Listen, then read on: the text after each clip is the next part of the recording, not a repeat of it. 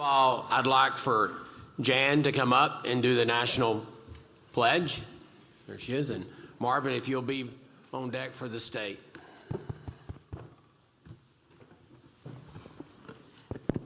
Ready?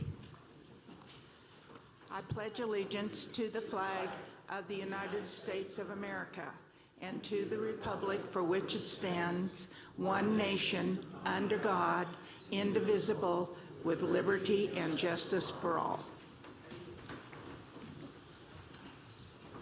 And now the Texas flag.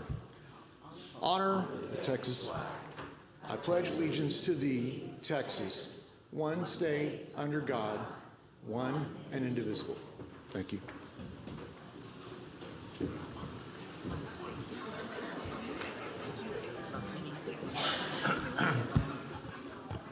Thank you. I will now entertain a motion for an excused absence of Commissioner Bernstein.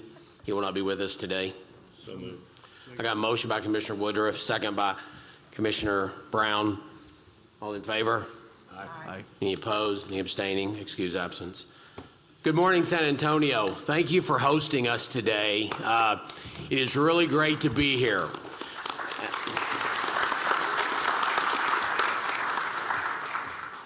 One of the things this commission really wanted to do over this last year of my chairmanship was to bring the meeting to the locals. That way y'all can kind of see how the sausage is being made and that we just get more input. And what a great turnout considering the weather. Being from El Paso, I had to ask the guy from Houston what was going on out there. I wasn't sure. And then I was told that y'all haven't had very much of this either. So it was probably kind of a joy to drive in. I want to thank staff, all the TREC staff, if they would stand up for putting this show on the road. It is not easy. Would all the TREC staff stand up? Yeah, they just do an incredible job.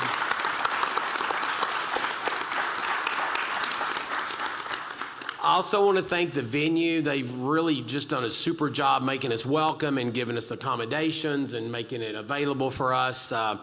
You know, we do operate on a state budget, okay? And so the venues are not always the easiest to find. So Renata and your team, thanks for putting it all together and everybody. TREC has been really busy the last probably 4 or 5 months with everything going on. ESAC will give a report. Broker Responsibility Advisory Committee will give a report. We've got a lot of rules to introduce. That's kind of the way the sausage is made. And each person with TREC will kind of explain what they do and why they do it and kind of the format. We do have a report from the A&M Research Center that if you're not involved in watching for the Research Center, man, you're really missing a lot of information that will certainly help you with your clients. I'm going to keep it pretty brief. You will get up to 4 hours of CE credit. That's pretty cool, isn't it? Yeah. Isn't that good? Yeah. Up to 4 hours. You need to be here. If you're like most people, they have Legal 1, Legal 2, broker responsibility contracts, and they're an hour short. So this will take care of that. So make sure you QR code. Don't even have to sign in. You just QR code and get your 4 hours of CE. And so I'm going to take a moment to recognize some commissioners that this is their last meeting. 3 of us came on 6 years ago, and it was an interesting time to come on to Texas Real Estate Commission. We just went through sunset, and so we came in, and the first one I want to thank is Commissioner Jason Hartgraves. He's a public member from Dallas.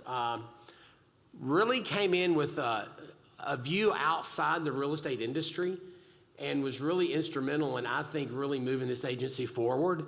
And Jason has just been appointed to the State Office of Risk Management, which sounds pretty cool. I'm not sure, yeah. But anyway, Jason, thank you for your service. And I think Chelsea has some stuff for you. And commissioners, I invite anybody that wants to say anything to feel free to thank Jason for his service. Yes, I'd like to take just a moment to thank Jason and actually Scott and Barbara that will be departing because when they showed up, there was, all the good things many of the good things you see happening today are a result of really tough decisions that got made. And of course, you know, Chelsea made that happen with the staff and whatnot. But these guys led the charge to, you know, get the right people on board, get the, you know, the course correction needed that was suggested by the Sunset Commission. And I think all of us offer them a huge debt of gratitude. I can tell you as a, you know, a broker that the things you see every day, like instantaneous response to emails and licenses and all this kind of stuff, and it clearly wasn't happening in those days before, because, you know, we all know how that was. I mean, I think you credit, you know, the gentleman and lady up here that, you know, showed up during the really low point and got us moving in the right direction, and then Chelsea and the team she's built. But, you know, thank you very much, all three, for you know, getting us, you know, headed in the right direction, because we desperately needed you at that point in time. So, you know, Jason, Barbara, and Scott, thank you. All right, Jason, I think Chelsea has something for you, and then I'll get Barbara next. This is a flag that was flown over the Capitol in your honor for your service to the Texas Real Estate Commission. Yeah.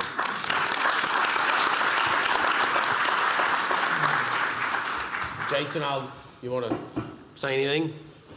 Thank you. Graves? Really appreciate it. I've really enjoyed working with everyone here. I think this is a really active, the current makeup of the commission is really active and stays engaged, which is kind of rare sometimes. So I think a great team has been assembled by Chelsea, and they're doing great work. We've come a long way, and it was hard in the beginning, but I think it's really paid off. So thank you.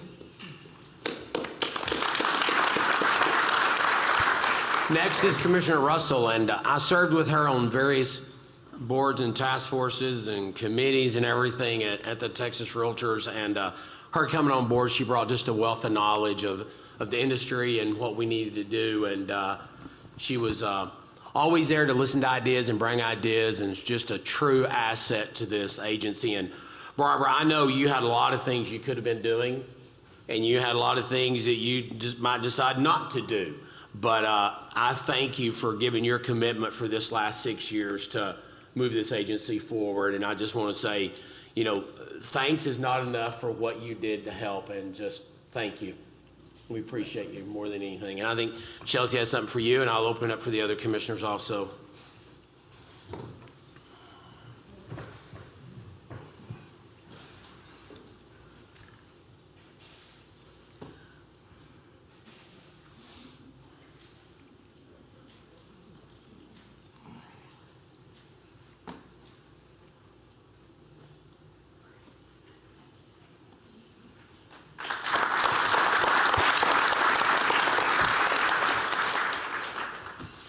All right, it's Wait, sorry. So there's one more commissioner who's leaving, and he can't very well honor himself. And so I'm going to do the privileges there. When the governor appointed Chairman Kessner to this post 6 years ago, more than 6 years ago now, it came with some direction and expectation that required very strong leadership and decisiveness. Scott Kessner delivered with flying colors, and he did so with kindness and with strength. He led this commission to a place in which we can all be proud. Scott led the charge on improvements to call hold times and enforcement case closure times, and our improvements to required course offerings, just to name a few. And he helped strengthen our relationship with Texas Realtors, and without him, we would not be presenting at all of the Realtors Conference and enjoying such a robust and healthy relationship with them. Being a part of this has been an honor of my life. And Scott, thank you for your encouragement, for your belief in me, for your grace when I have desperately needed it. And thank you for being in very close touch and for being a confidant and a friend. It has been a pleasure to work with you and for you. I ask our staff to reflect on what they have appreciated about the work, about working with you. And here are just a few of the things they said. One said, "I remain in awe that he didn't let success go to his head. He always is humble and kind and a servant leader. Paula might disagree, I don't know. Another said, he consistently said, "Thank you for what you do," and he would recognize us. He was complimentary of our work, and he sees us as valuable contributors. And then another, and one I'll end on, is someone said, "We are all better for having been in his orbit." I agree. And so with that, I ask if any other commissioners would like to extend this honoring of Chair Kesner in a way that he very much does not appreciate.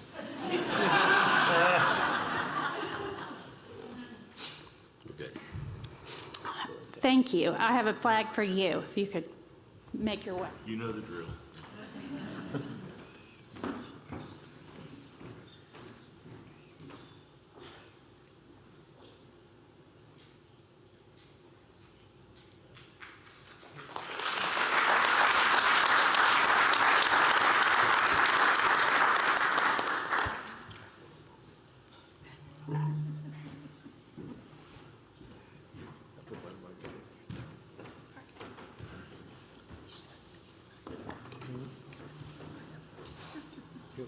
You know, as chairman, I have the last word.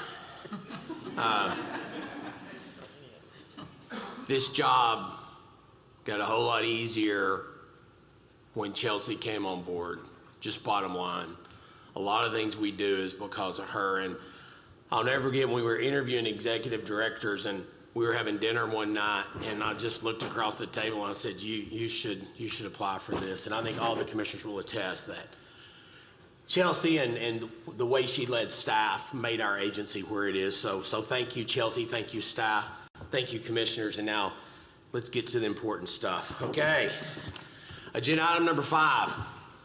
Oh, by the way, agenda item 12 is public comments. You can sign up. We'll get to that. You can speak specifically about an agenda item or just something at large.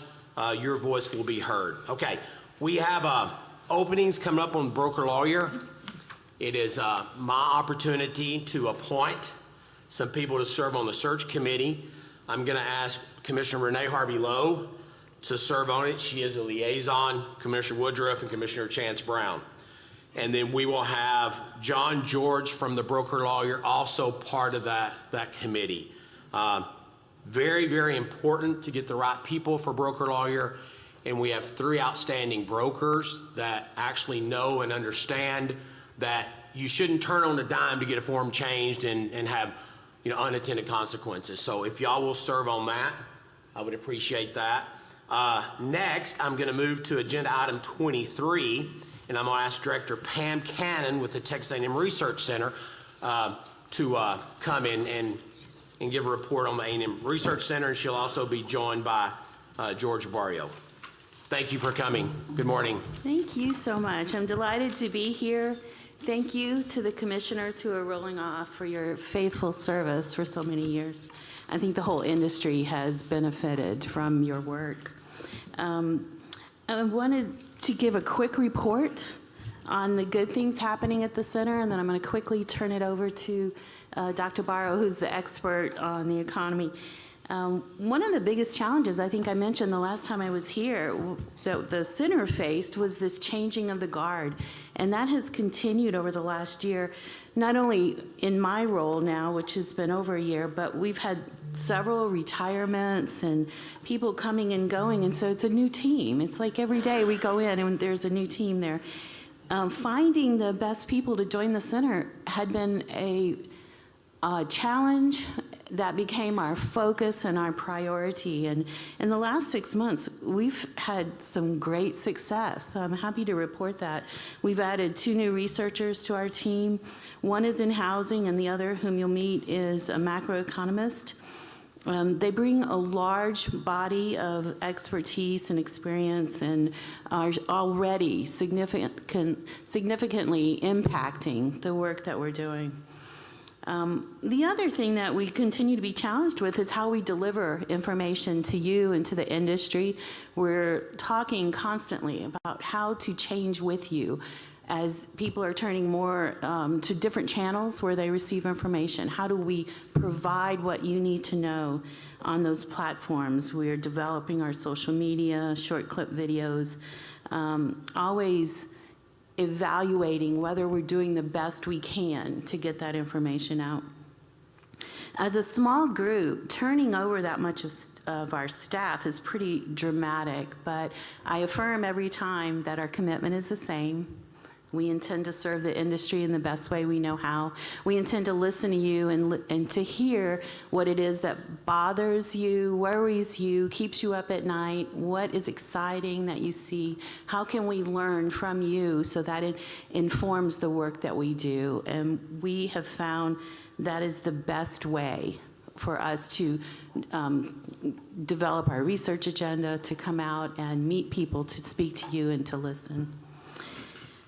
So in that vein, I want to introduce Dr. Barrow. Before joining the center this year, just in February, he worked at Rice University's Baker Institute of Public Policy, and he was, prior to that, at the Wharton School at the University of Pennsylvania. And there he was a founding contributor to the Penn-Wharton budget model, still in use today.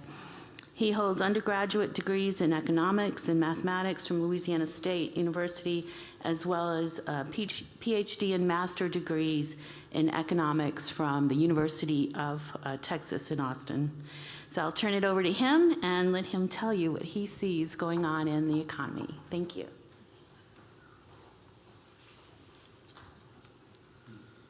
All right. Well, thank you, Pam, and thank you to the commission for having me here today.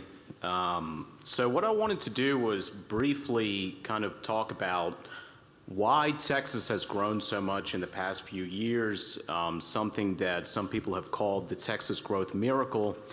And if we can identify some of these contributors to economic growth, we can kind of project them forward to get a sense of whether or not Texas will be able to continue growing in the years to come. And I'll kind of paint that against the backdrop of what's happening at the national level. So since 2018, Texas has had a population growth of about 10%, which is just really phenomenal compared to the rest of the United States, which has grown around 4%. So Texas is growing at a rate of more than twice the rest of the United States. Over that same time period, the Texas economy has grown 25% in terms of real GDP, so that's inflation adjusted, while the rest of the United States has only grown about 16%. So we're far exceeding both the population and economic growth of the rest of the United States. Now, if you get to the components of population growth here in Texas, that has changed significantly in the post-pandemic era. So for the first few years following the pandemic, we had a significant increase in the number of people moving to Texas from other states, what we call domestic migration. So that rose pretty significantly in 2020, 2021, and 2022. It peaked in 2022, and it's been declining ever since. In the past few years, we've had significant growth in international migration to Texas. So despite the fact that we've had fairly stable growth of population in the last few years here in Texas, the composition has changed significantly. So to the extent that Texas can continue growing, I think it depends a lot on our ability to attract people from other states, and it'll depend a lot on our ability to draw people in from other countries, which of course will depend a lot on federal policy. So I wanted to just speak very briefly on the factors that have contributed to growth in the state of Texas. Our research has found that it really comes down to three things, at a minimum. One is that Texas has very favorable fiscal policy. Our lack of an income tax draws a large number of households into Texas every year. That significantly increased after the 2017 tax reform that capped the state and local tax deduction.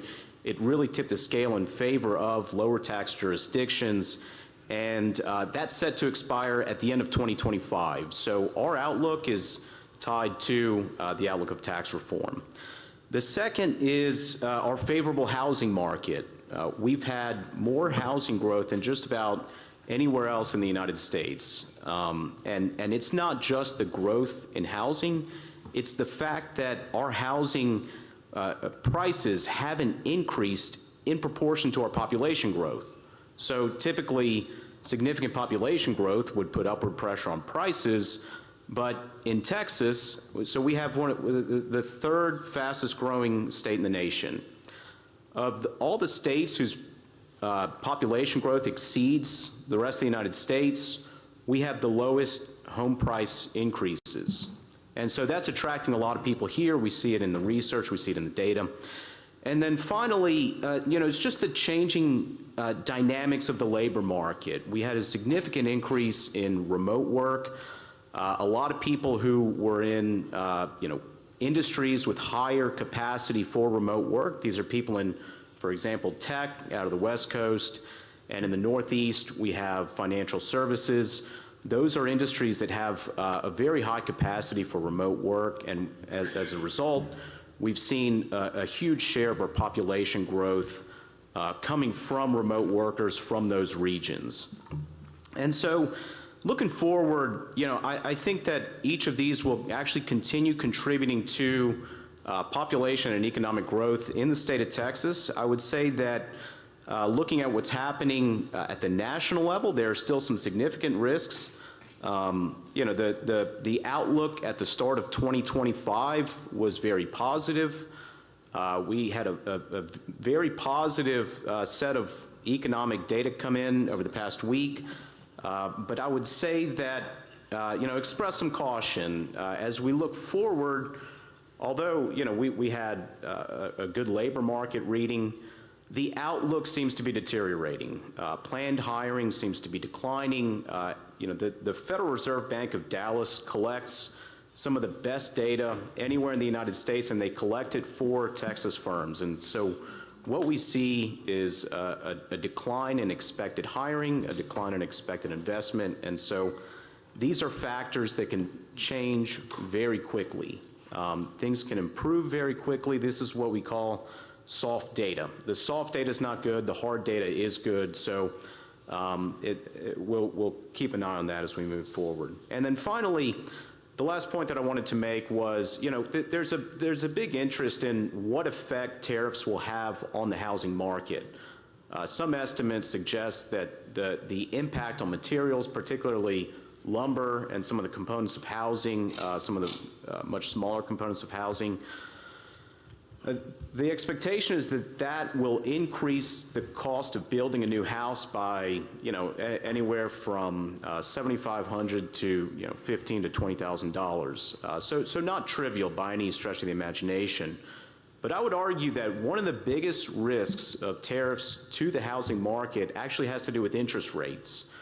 What we're seeing is some of the signs that international investors may be withdrawing from U.S. financial markets, and if that's sustained, and if that continues in the months and possibly even years to come, we could have systemically higher interest rates, even in excess of what we've had recently. And so that continues to be, I would say, a big source of risk to the housing market. So on that note, I'd be happy to discuss any of that in further detail or take any questions if you'd like. Any questions? Okay. Thank you very much. Thank you.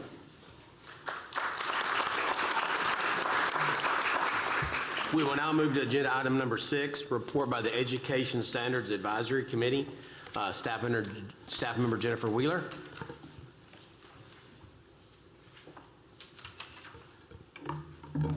Good morning. Good morning, Chair Kestner and Commissioners, and welcome San Antonio. So excited to be here before you today. I am Jennifer Wheeler. I don't normally do this report. I am the Director of Education and Exams. I am providing the ESAC report for you today on behalf of ESAC Chair Bill Stedham, who couldn't be here. The Education Standards Advisory Committee met on April 7th to hear updates from staff from agency staff on the upcoming launch of a new licensing system and to review rule changes related to exam proctoring. As you'll hear more from our executive director, the Texas Real Estate Commission is rolling out a new licensing system that will allow TREC-approved education providers to submit course and provider applications online. This also means documentation typically required with those applications will be submitted through the new online format. Other features include paying fees online, faster processing times, built-in timed outlines, and content outlines for course applications and more. TREC will offer training for its education providers prior to the new system's launch. This information was presented to the ESAC committee at the last meeting. In other news, ESAC and the Texas Real Estate Inspector Committee previously recommended amendments to a set of rules regarding student identification requirements for course final exams and certain courses delivered using technology.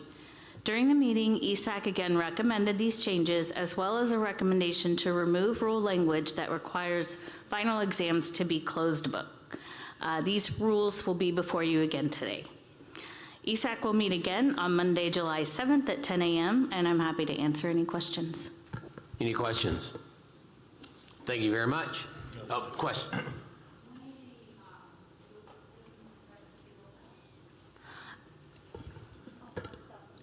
Yeah, our executive director, Ms. Buckholz, she'll talk more about that with her report, okay? Thank you, appreciate it. Thank you.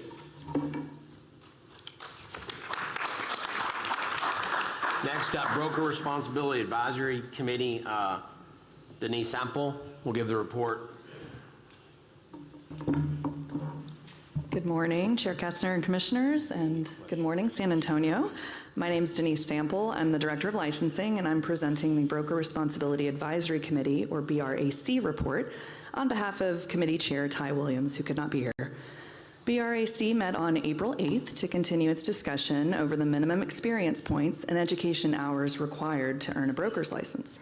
TREC staff is working on draft rule language based on the committee's recommendation, which we anticipate will be brought before you in August. As a reminder, to obtain a broker's license, applicants must complete 900 hours of education, which includes 270 hours of qualifying real estate courses, plus 630 hours of real estate-related education. Currently, credit for the 630, real estate-related education is given for a bachelor's degree. Applicants must also have at least 4 years of active experience during the 5 years preceding the application, totaling 360 experience points. BRAC's current recommendation makes no change to the existing 900 education hours required to become a licensed broker, but does make the following education-related changes.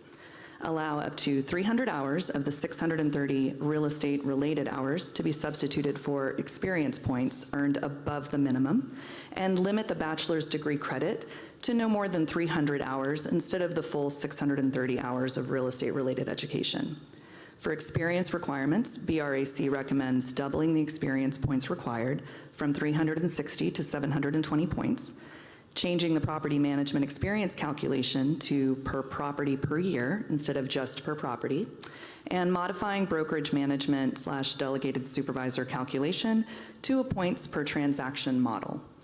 BRAC also discussed registered team names and the requirements to notify TREC within 10 days of a team name no longer being used. To provide more transparency for consumers and other license holders, BRAC urges brokers to help keep TREC's records up to date by closely managing the teams in their brokerage. This can be done online through TREC's name management tool. BRAC meets again on July 16th at 10 a.m. in Austin. And that concludes my report. Happy to answer any questions you might have. Okay, I'm going to ask, are there any questions from commissioners?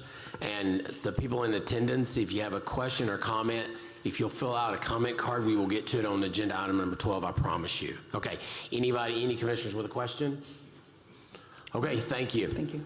We'll move on to Inspector Committee. Give her a hand. Chair Lee Warren, Chair of the Inspector Committee. Good morning, Lee. Good morning. Good morning. The Inspector Advisory Committee met on April 12th at TREC in Austin.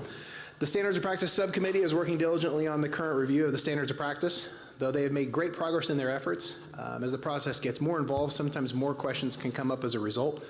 The review process is lengthy and it has been ongoing for over a year now. The subcommittee is hopeful to have proposals forwarded to the Inspector Committee for review before the year is out. Once the proposals get forwarded by the Commission, we will then start the 3-month public comment period. In an effort to increase the transparency and efficiency, multiple notices regarding this process have been submitted to stakeholders in an attempt to solicit input on the front side of the SOP review process. One of the areas being looked at is the preamble of the report itself. Should there be modifications made to that preamble, other areas of the SOP that may otherwise necessitate the modification of the form, then a new promulgated form may be created as a result. It's still early in this process, but I want to ensure that inspectors understand that that is a possibility. The last form change went into effect in February of 2022. There are many considerations that will be discussed prior to there being a form change, but it could also be an opportunity to get any looming changes to be done all at once.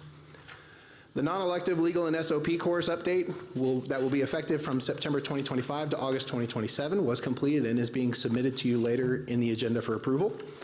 I want to thank TREC staff for all their hard work in the creation of this course, which is required for every license holder to take every 2-year license period.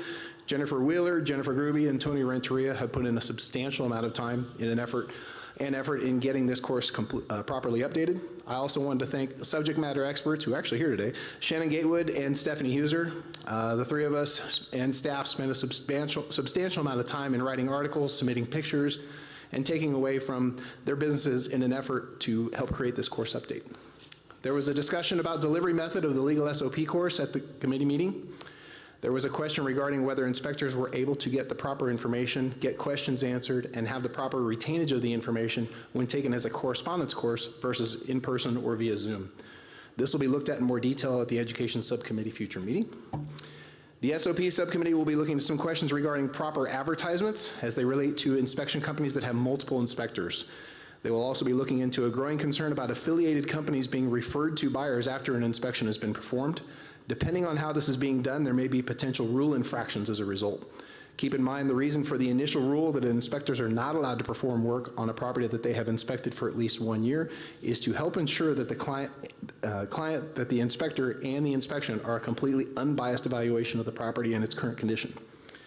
With that being said, I did want to say thank you to Commissioner Hargraves and Commissioner Russell. Thank you for everything y'all have done. I greatly appreciate it. And Chair Kestner, I understand as well. It's a thankless job that y'all do. We're always to blame for everything, but it's been a long road as far as keeping the lines of communication open between inspectors and the commissioners, and that's always real difficult. But I greatly appreciate the three of you and the rest as well for helping build that relationship. So thank you very much. Thank you. Any questions for Inspector Committee? All right, very good. Agenda item number 9 is report by Executive Committee. This is in the material on page 7 through 11. I'll give a real high overview. We met on March 5th.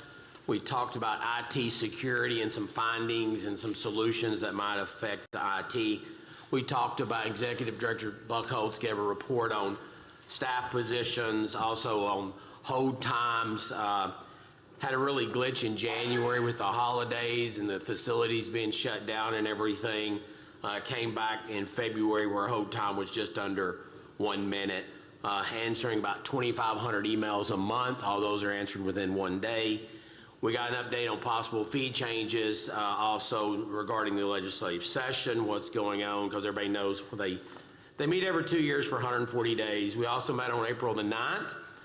Again, really watching the legislative session, and Executive Director Buckholz, did comment on this, that as a TREC commission, we cannot lobby.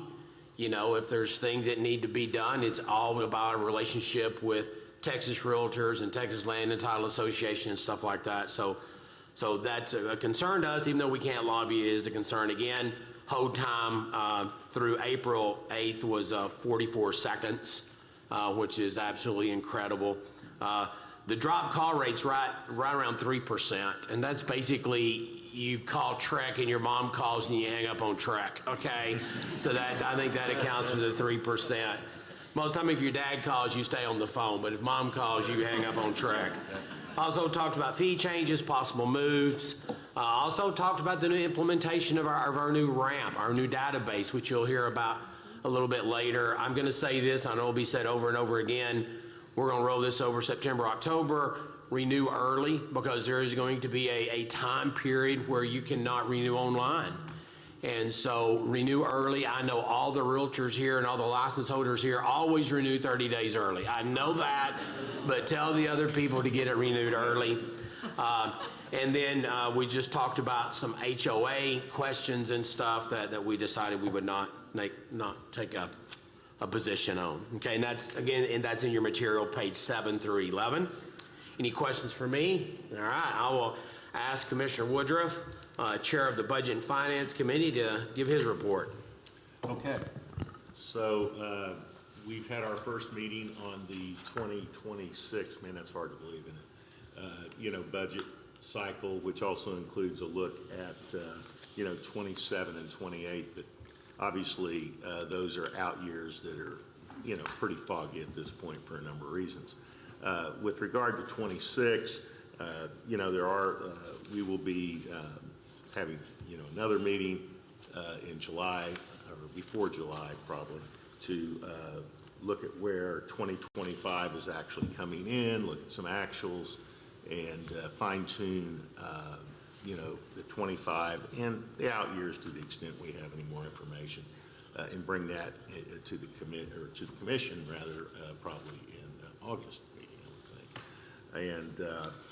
And just quickly, I want to, informationally say that, very, very happy about the fact that in spite of all the things going on, increased service levels, et cetera, we're budgeting to actually decrease, 9 full-time equivalents, that's staff. So looking to get more efficient as we go along. We've got, really just a few, the ramp project is probably the wild card in terms of the implementation and some of the, outside consulting fees or services we might need to come in to really get this implemented. But, in general, the biggest, the expenses are holding, pretty well in that regard. Revenues, actually there's fewer people, coming in into the business right now. And so that has impacted our revenues from the standpoint of all the different, the licensing fees and exam fees, et cetera, et cetera. So those are actually flat for the first time, down probably in 25, it looks like. And so, in 26, we're taking a conservative approach to budgeting that. We are waiting to hear Commissioner Kestner, Chair Kestner mentioned waiting to hear some things on fees, if we might be able to, see some benefit there, maybe slightly higher fees on renewals, but we'll stay tuned on that. And I think generally the fiscal house is in very good shape. I want to thank Renata Williams, the CFO, who I work with closely on this, and she is quite a steward of your financial position, and also, the Executive Director, Chelsea Buckholz, for, making, really making some thoughtful decisions around how, we're going to spend our money here. And so I think in August we'll bring a, more fine-tuned budget to you for consideration. Okay, any questions? All right, let's get to director reports on agency operations, initiatives, and division updates, and we will start with Chelsea Buckholz, Executive Director. Good morning again. Good morning. What a great day to be in San Antonio. Austin hasn't gotten any rain either, so it's kind of fun to see it rain. Happy Cinco de Mayo to each of you. I wanted to wear like a Cinco de Mayo type shirt, but we're supposed to dress up, so I couldn't do that. Welcome to all of you from the San Antonio area who are joining us today. It's a real treat to be with you.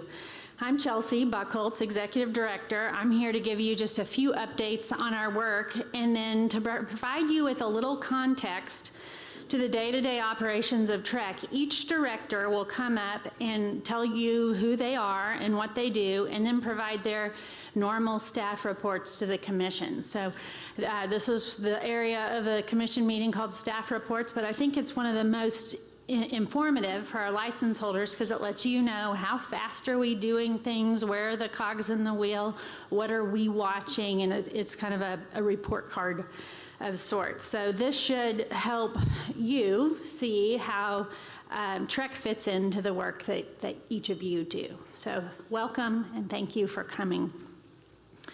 But first, I must pause to say a few words about Commissioner Hartgraves and Commissioner Russell, whose terms, we have noted, are about to come to an end. I had a chance to brag on Chair Kessner, but not to the two of you. Both of you are about as old as I am in TREC years. We were appointed, the year that you were appointed, I joined TREC as General Counsel, and then you were a part of the decision-making process for my move to Executive Director. So I feel like we have lived through some things, and it has been a pleasure to work with both of you these last 6 years.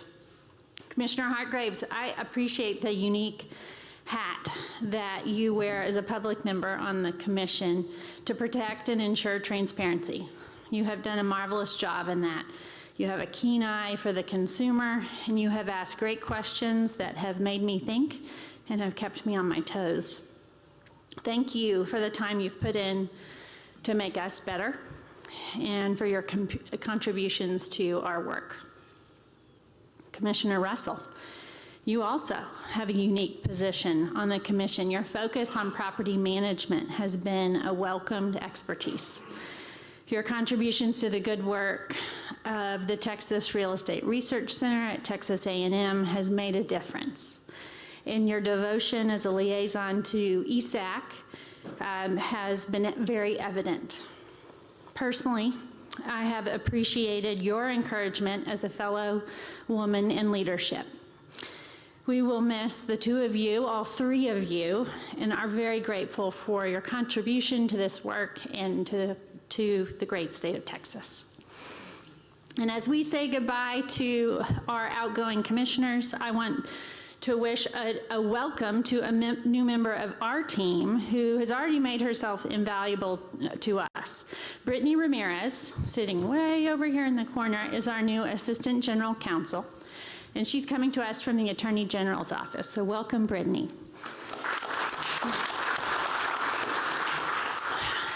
Now on to a few high points or points I want to make that you'll come across during this meeting. Before you today is the first draft of the budget. You do not need to make any decisions today. This is simply a first draft for your review. You will notice that this draft of the budget does not include a fee increase as we continue to await approval before incorporating that hopeful potential change into the budget draft. Commissioner Woodruff mentioned just a moment ago a decrease in staff by 9. I want to just mention that those are empty positions. Those are positions that are not currently filled that will remain unfilled.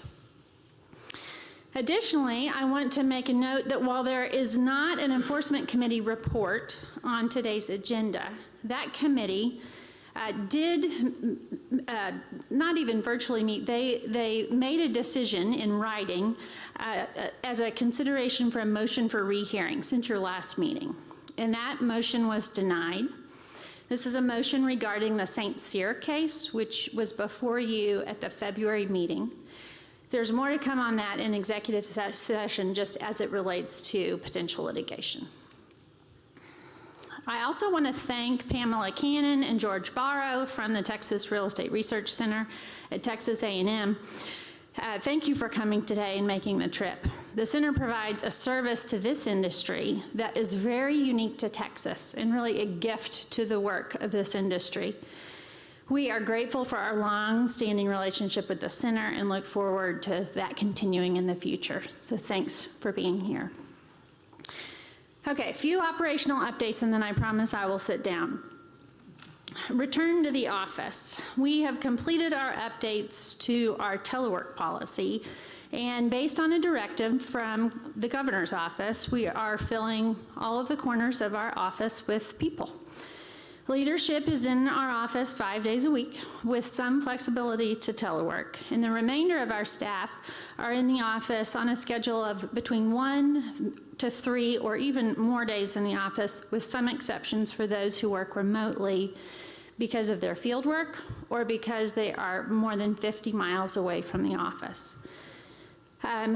We landed on this plan for some telework, but also some presence in the office based on our desire to balance space limitations with the increased productivity that we've seen from telework, like faster license processing time and enhanced customer service. Our staff have done a remarkable job with this transition, and I'm very proud of their flexibility. We look forward to seeing what happens next on this, but in the meantime, seeing each other in the halls has been a blessing. And lastly, regarding our new licensing system, I hope when I next report to you in August, we will be days away from completing the transition to our new system. This system will provide more self-service, more efficiency, no more paper, and that includes, listen now, no paper checks. You will have to pay online. That doesn't affect very many, but for those it affects, it really affects. Divisions are actively working to implement this system, validating configuration and validating workflows of the system, validating a second test of data conversion that includes about 85 to 90% of our data.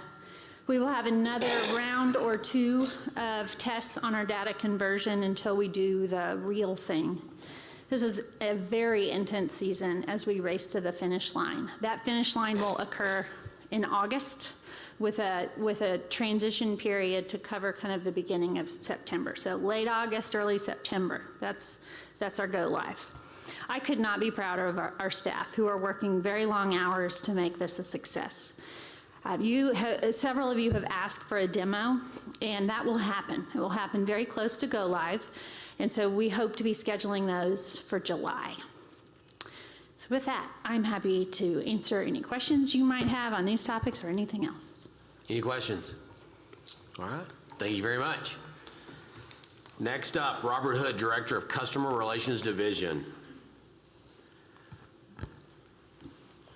Welcome and good morning. Good morning, Mr. Chair, and good morning, Commissioners, and good morning to our San Antonio audience. It's a pleasure to be here in San Antonio this morning.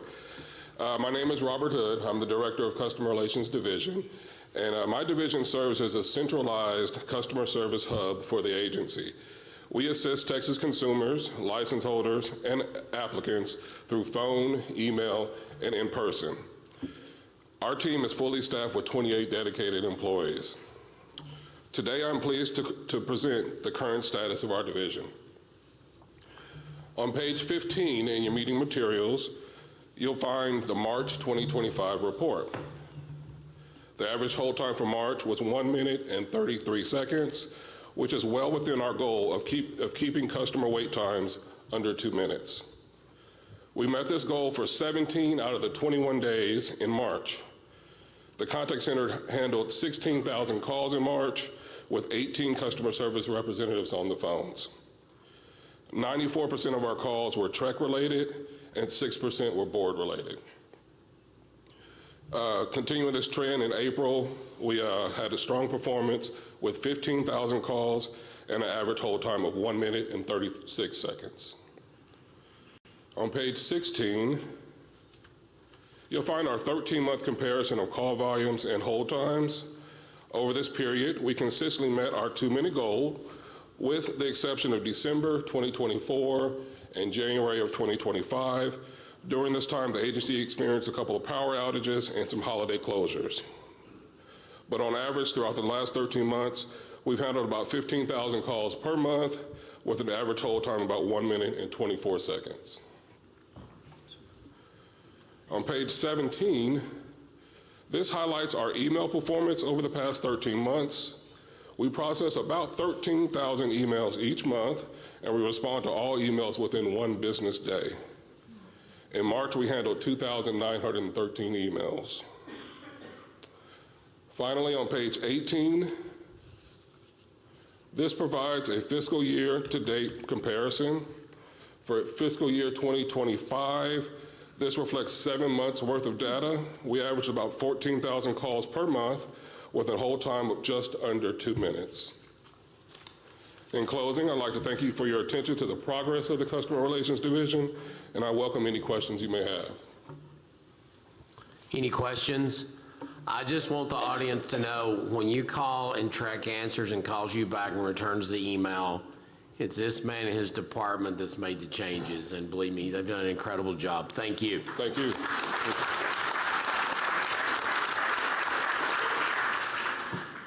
Next up, Jennifer Wheeler, Director of Education and Examination Services. Good morning again. Good morning again, Chair Kestner and Commissioners. I'd like to begin by providing a high-level overview of who we are in the Education Division and the work that we do. We are a team of 15 staff who perform various functions within the division. As you all know, sales agents and broker, inspector, and easement and right-of-way agents are all required to complete pre-licensing education as well as maintain continuing education. The Education and Exams Division reviews applications for qualifying and continuing education courses, as well as providers, to ensure statutory and agency standards are met. Division team members support the agency's mission to protect consumers of real estate services in Texas by ensuring content for qualifying and continuing education courses is both accurate, relevant, and that courses satisfy requirements for adult learning design, delivery, and methodology. We also have a curriculum developer who supports the development of our non-elective courses. Those are your broker responsibility, legal update 1 and 2, and our inspector legal ethics standards of practice course. And we have a compliance component by which we work collaboratively with education providers to ensure they understand and abide by commission requirements for things like administration and advertising.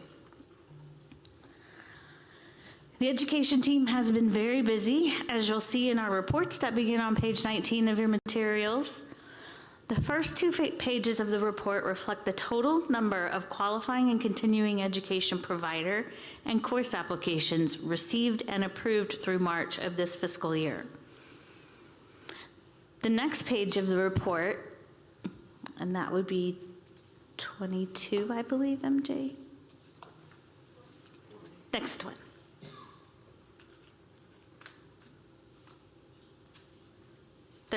There you go. Okay, thank you.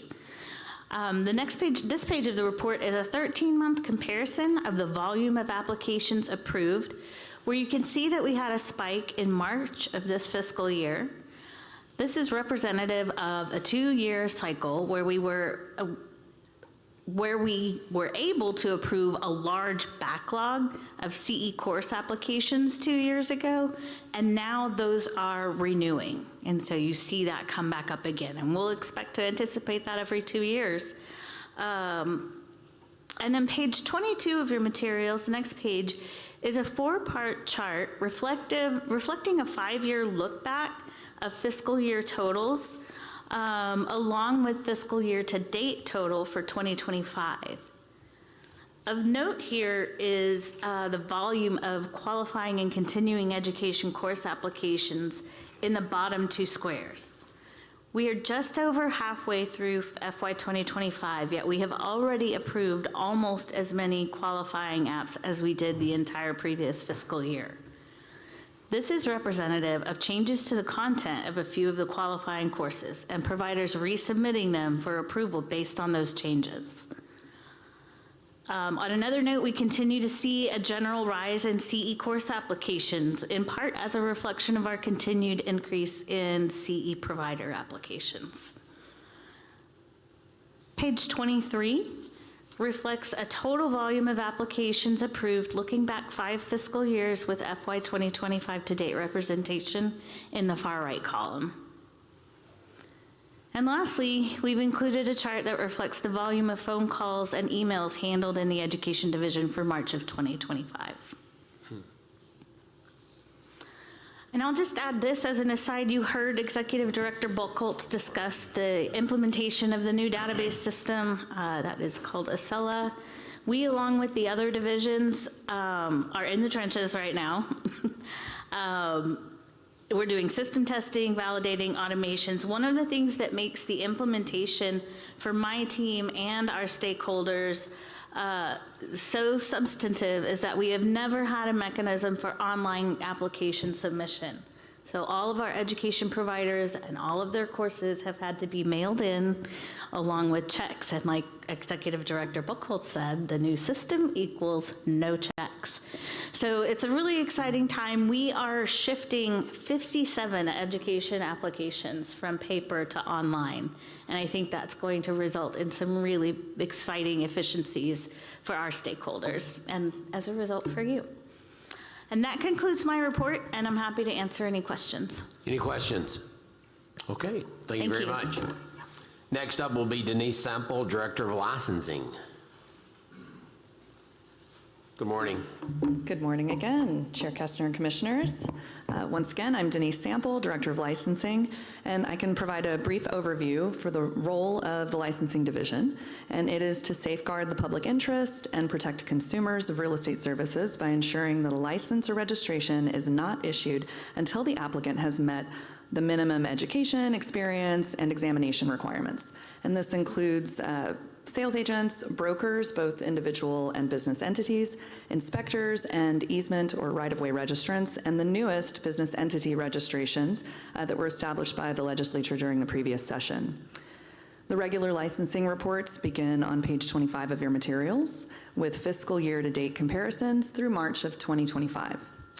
The first monthly report shows applications received by application type with comparison to the same period of the previous fiscal year. So you'll see broker applications on the top right, inspectors on the lower left, and sales agent applications on the lower right. The next page carries over with easement and right-of-way applications, and for the first time, we've got business entity registration data to compare since we've now been issuing those for over a year. On page 27 of your reports, we get to the renewal data. So you'll see raw numbers on the top of each graph by license type, and then the renewal rate, the percentages just below.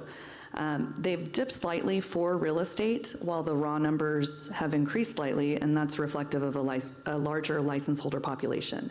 And also, I'd like to point out this renewal activity report does compare the fiscal year 2023 to fiscal year 2025 because all of our licenses and registrations are on a 2-year renewal cycle. The next report is a 13-month comparison of license holder counts. So you'll see over on the very right-hand side, which I cannot read that from here, but at the end of March of 2025, you'll see all the different license types broken down with active pointed out. And we are seeing a slight dip, 0.12% dip compared to the previous month. So this represents 283 fewer license holders. The March license holder counts when compared to the peak on this report, which was May of 2024, reflects just over 1,400 fewer license holders. But for a recent historical perspective, as a reminder, we saw an 8% increase in total license holder counts from fiscal year 20 to 21, and then a 6.5% increase from 2022 to 2021. So the increase in license holder counts has been slowing over the subsequent fiscal years, and this is demonstrating the expected leveling off, this trend that we've been anticipating, which is a decrease in overall license holder counts. These are numbers that we're monitoring closely, and we'll have end-of-year numbers at the November meeting with August data. And the last report is the average number of days to process an application. Oh, sorry, I apologize. This next page is the license holder counts broken down by license type. Thank you, MJ.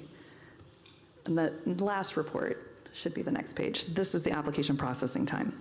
So you might see an increase in processing times for nearly all of the application types. This has been expected as the same team that processes these applications is also responsible for the testing of the new system. So everyone's been talking about it, the previous directors and Executive Director Buckholz. The purpose of testing, in licensing, the testing phase that we're currently in is documenting what we call user stories. And that is every scenario across every license type, from the perfect application to all the ways that they can come in imperfectly. We need to capture all of these scenarios so that we can make sure we're running them through the new system so that we can anticipate and make sure that it is working as designed for every single kind of application we might get.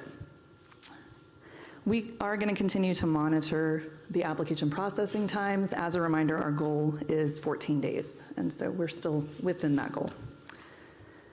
That concludes my report, and I'm happy to answer any questions you might have. Any questions, Commissioners? Okay, very good. Thank you. Thanks. Up next, Michael Malloy, Director of Enforcement. Good morning. Good morning, everyone. Morning, Chair Kestner, Commissioners. Mike Malloy, Director of Enforcement. Before getting into my reports, I'm going to give just a brief background about the Enforcement Division for people that may not be familiar with the division or the complaint process. So we handle all the investigation and the enforcement for all consumer-related complaints.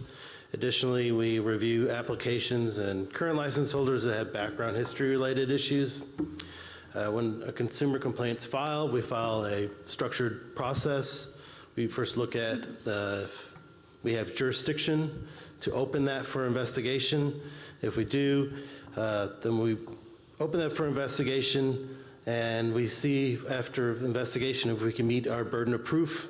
If those do meet our burden of proof, then those cases usually result in either an agreed order, which is an agreement between the license holder or, in some cases, the unlicensed individual and the commission, where they agree to a certain punishment. We also have what we call final or default orders. Those are in situations where we'll send out a notice that someone did violate the License Act, but we don't hear from them, so then we call that like a default judgment. And then a small amount of cases do go to the State Office of Administrative Hearing.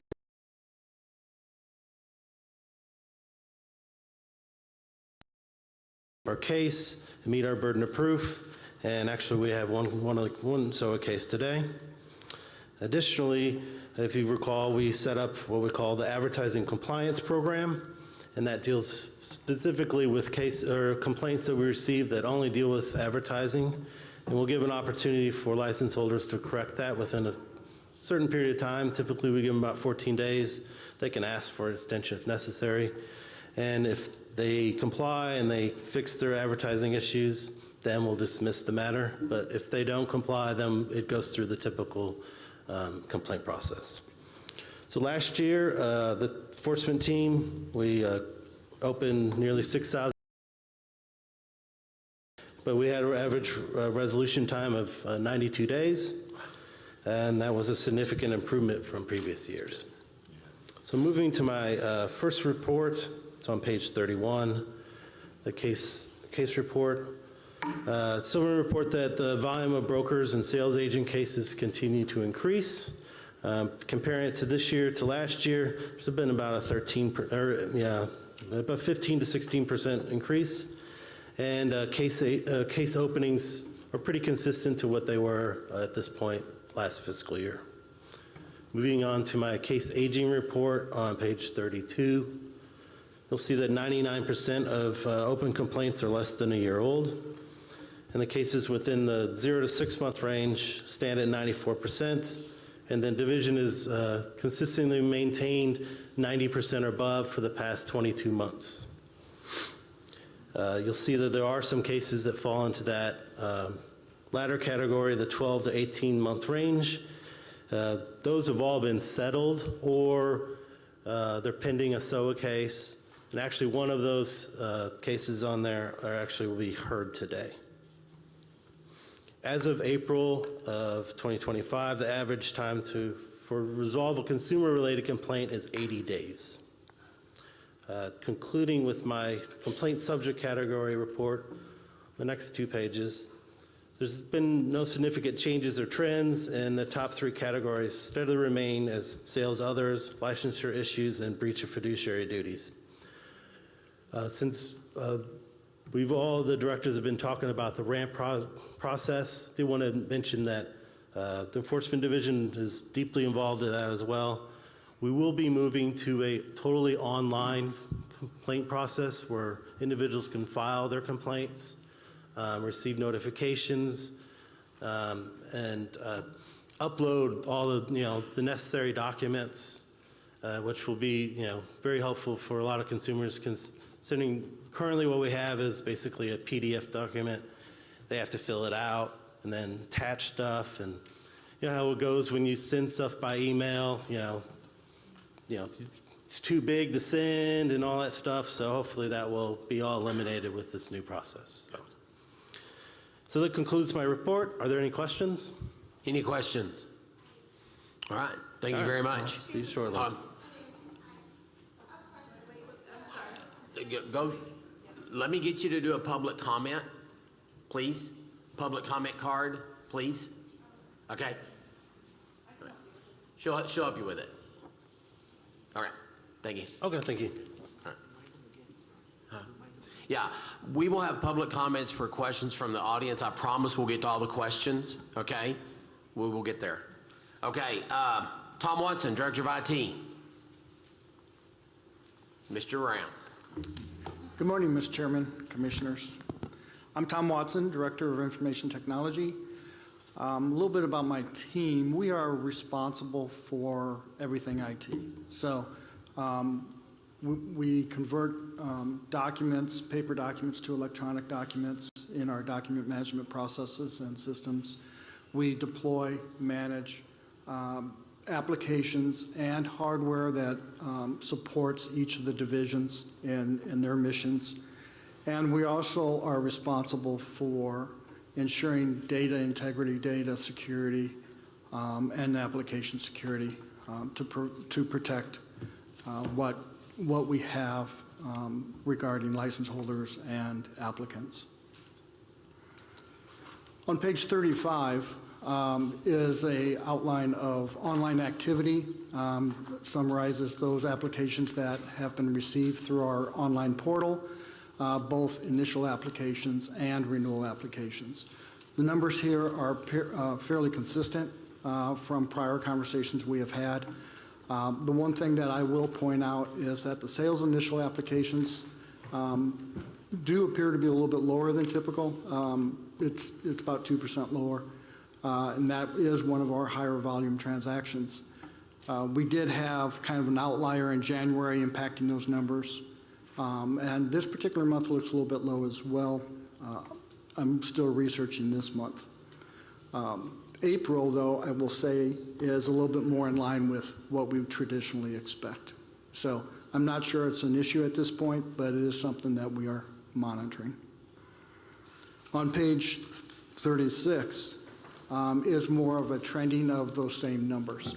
You can see the blimp in January, the decrease on the initial applications. It kind of stands out right there.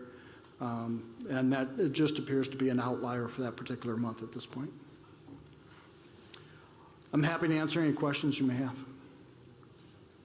Commissioner, any questions? Okay. Thank you. All right. Next up, Renata Williams, Chief Financial Officer.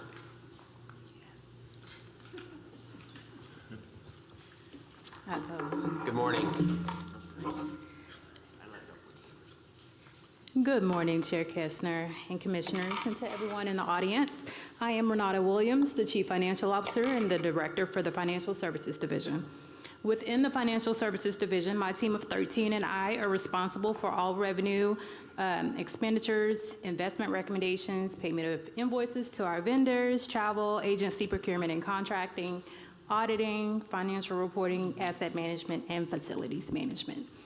Today, I will be presenting the March 2025 monthly financial report. Starting on page 37, we have our quarterly revenue analysis. We have collected $7.6 million, which is 55% of our total revenue projection. We are slightly below our target of 58.33% of revenue by the end of March 2025. And on page 38 is our quarterly expenditure analysis. We have spent approximately $10.7 million, which is 50.6% of our total expenditures. We are slightly below our target of 58.33% by the end of 7 months into the fiscal year. Moving on to page 39 is just a year-over-year comparison, which shows our revenue and expenditures in the current year, 2025, and what those amounts were for FY 2024 in the same months. We should expect to see higher expenditures throughout fiscal year 2025 as we continue with our implementation of RAMP. On page 40, we have an update for you regarding the RAMP budget. We have $5.6 million in budgeted expenditures for this project. We have recognized approximately $2.7 million. As a reminder, this is a multi-year capital expenditure project, and we anticipate having expenditures related to this initial contract, which include implementation costs and then post-go-live production costs through August 31st, 2027. The project is still on target to be within budget, which is always a good thing. Now we go into our investment holdings reports. These reports depict our ending balance in each portfolio, which is comprised of cash and U.S. Treasury notes. In the TREC operating account 3055, I'm sorry, could we go one page forward, please? Thank you, ma'am. In the TREC operating account 3055, our total account balance is $13.4 million. We had $5.1 million in operating reserves, which left us $8.3 million available for fund balance in operations. On page 42 is the real estate recovery account 3058. We had $4.2 million as our total account balance, $800,000 reserved for potential payments within 90 days, and that left $3.4 million as the ending balance. And finally, on page 43 is account 3059. This is our real estate inspector recovery fund. Our total account balance was $484,252.44. We have $12,500 reserved for potential payment within the next 90 days, and that left an ending balance of $471,752.44. This concludes the Financial Services Division report. Are there any questions? Commissioners, any questions? Yes. Renata? Yes, sir. Did we give any consideration to changing these investment holdings report to a Yes, sir. quarterly? They will be changed for the August report. Awesome, thank you. No problem. Any other questions from the commissioners? All right, thank you very much. Summer Mandel, Government and Strategic Communications Director. Good morning, Chair Kessner and Commissioners. So I'm Summer Mandel, Government and Strategic Communications Director, like he said, of TREC and the Texas Appraiser Licensing and Certification Board, which is an independent subdivision of TREC. So most of you know me because of my communications work, but I'll be showing up a little later in my government relations role. It's very similar to what I do in communications, except the audience is a little different. It's legislative staff, it's constituents when they have inquiries of their legislators, and of course coordinating with internal staff. But for purposes of this report, I'll be talking about our communications division, which is composed of myself and communications specialist Sierra Pizarro. She's the one with the camera taking all the photos and videos. So we're in charge of all the communications that you find basically from TREC. So videos, social media, the e-newsletters, all of that. So in the materials, there's a snapshot of some of our most popular posts on our most engaged social media platform, which is Facebook. And we use Facebook, Instagram, and LinkedIn. So in the past quarter, a typical post on Facebook gets an average of approximately 4,400 views and 40 reactions. On Instagram, it's an average of about 150 views. don't let that discourage you. It doesn't discourage me. We are the government, so I don't really expect us to have the kind of engagement that maybe some other popular brands would have. So I'm grateful for everyone who does follow us.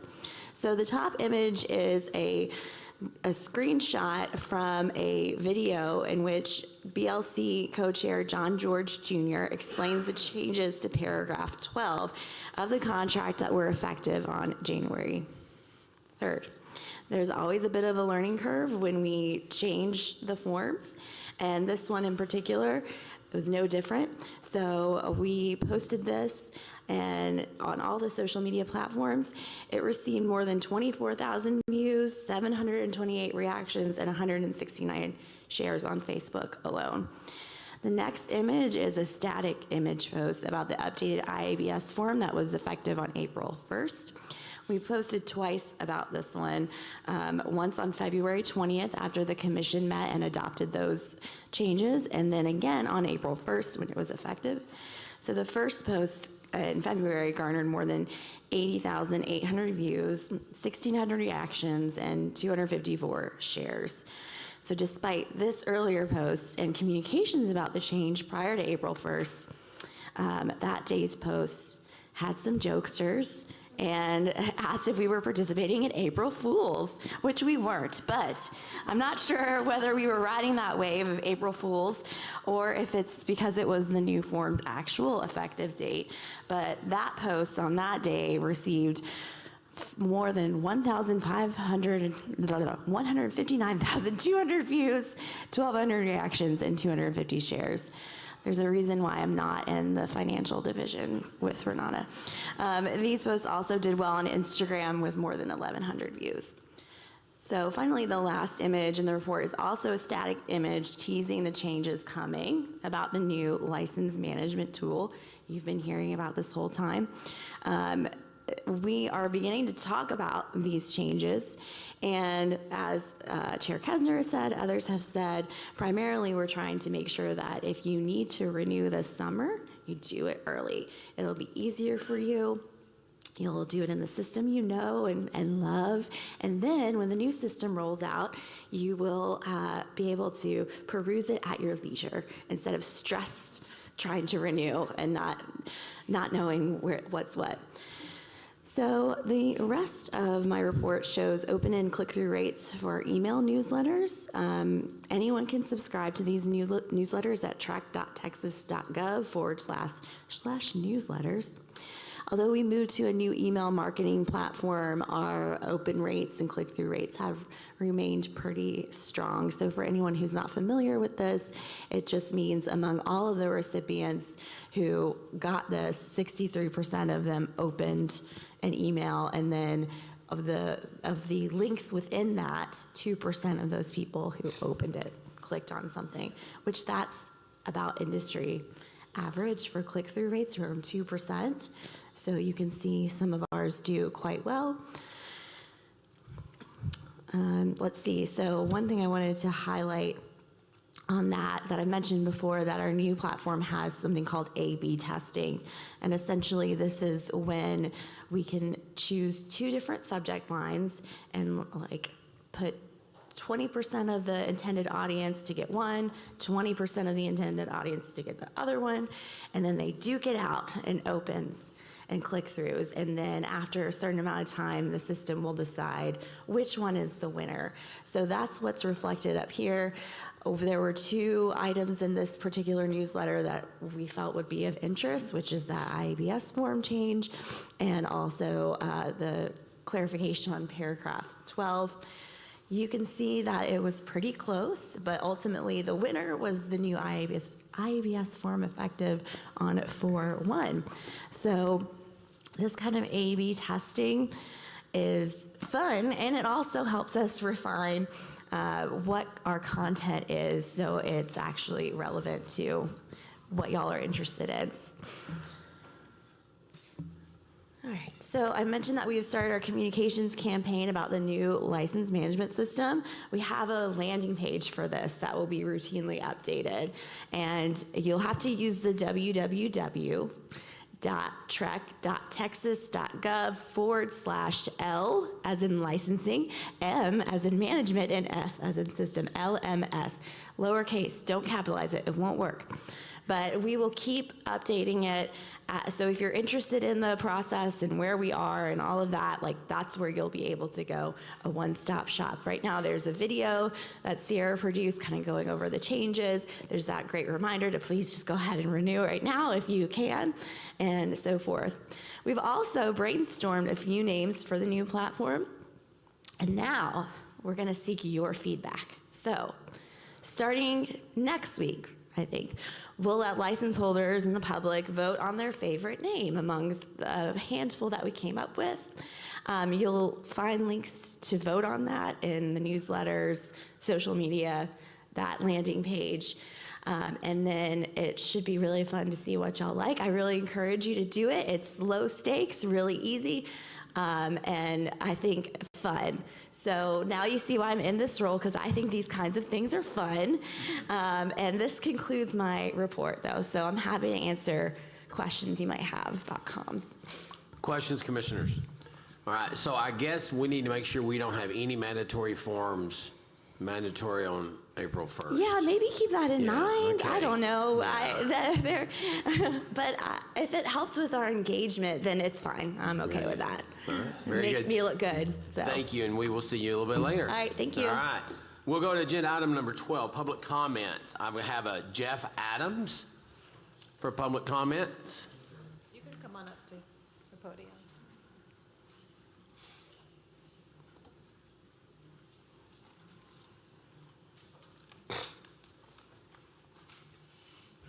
Good morning. You'll be Morning. limited to 3 minutes. Okay, not a problem. I appreciate the time. I'm here to rehash out some things. I spoke with Tony Slagle before he retired about some issues that occur on a lot of transactions with kickbacks in violation of RESPA as well as the TREC guidelines. These insurance policies between home inspectors and realtors allow the policy to pay off on a realtor claim. That's a standard in the E&O policies.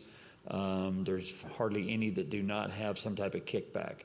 The consumer knows nothing about that is occurring.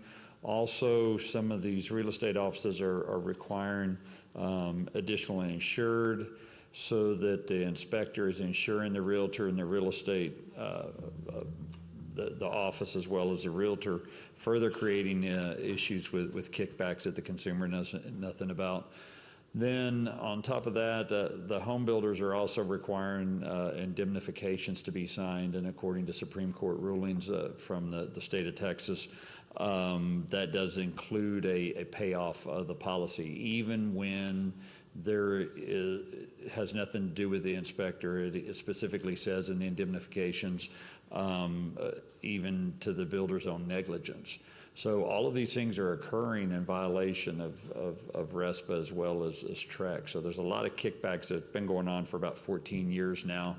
Tony Slagle and I talked about it, and then Fred Buck and Tony Slagle and I had talked about it, and then unfortunately Tony retired. So I did want to bring this up to everyone's attention so that it can be looked at, because there is a lot of that going on almost every type of transaction, whether it's with the builder or whether it's with the realtor. So a lot of issues with that, and I wanted to make sure to get it in here as part of the public comments so that it can be noted. Okay, thank you. I will probably, of course, I will get with Executive Director and General Counsel, but also look at referring it to the Inspector Committee also, just to get some insight. So thank you. Appreciate Thank you it. for bringing Thank that you. to our attention. Uh-huh. All right, next up I have Jan Higginbotham, Ms. Sabor. Good morning.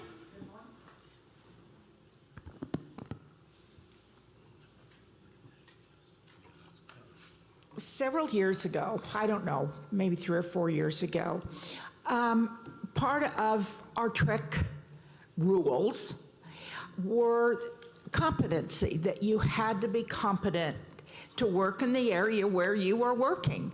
Well, as changes have come along with data share, because we can practice anywhere in the state of Texas, it's becoming an issue. We have people coming from cities that are 500 miles away. They come down here to list properties, to sell properties. They're calling the agents and saying, well, can you do this for me? And can you do this for me? And can you give me the name of inspectors? It's an issue.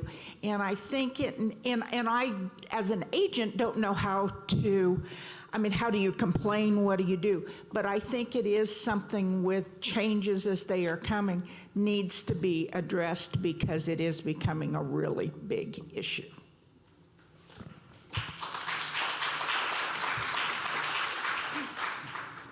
Jan, thank you.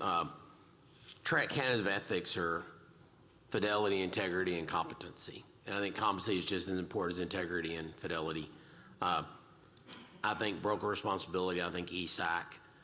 We're going to talk about something in future business on the F word fiduciary. So thank you for those comments, and will certainly take it and run with it. Thank you. Okay, we will now go to agenda item 13. Any other public comments? Okay. Agenda item 13 is consideration and possible action regarding proposal for decision in the matter of SOA docket number 329241298 REC TREC versus Miguel Angel Gutierrez. Is there anyone here to speak on behalf of the respondent? Anybody here to speak on behalf of the respondent? Okay. Seeing none, I will ask Director Malloy.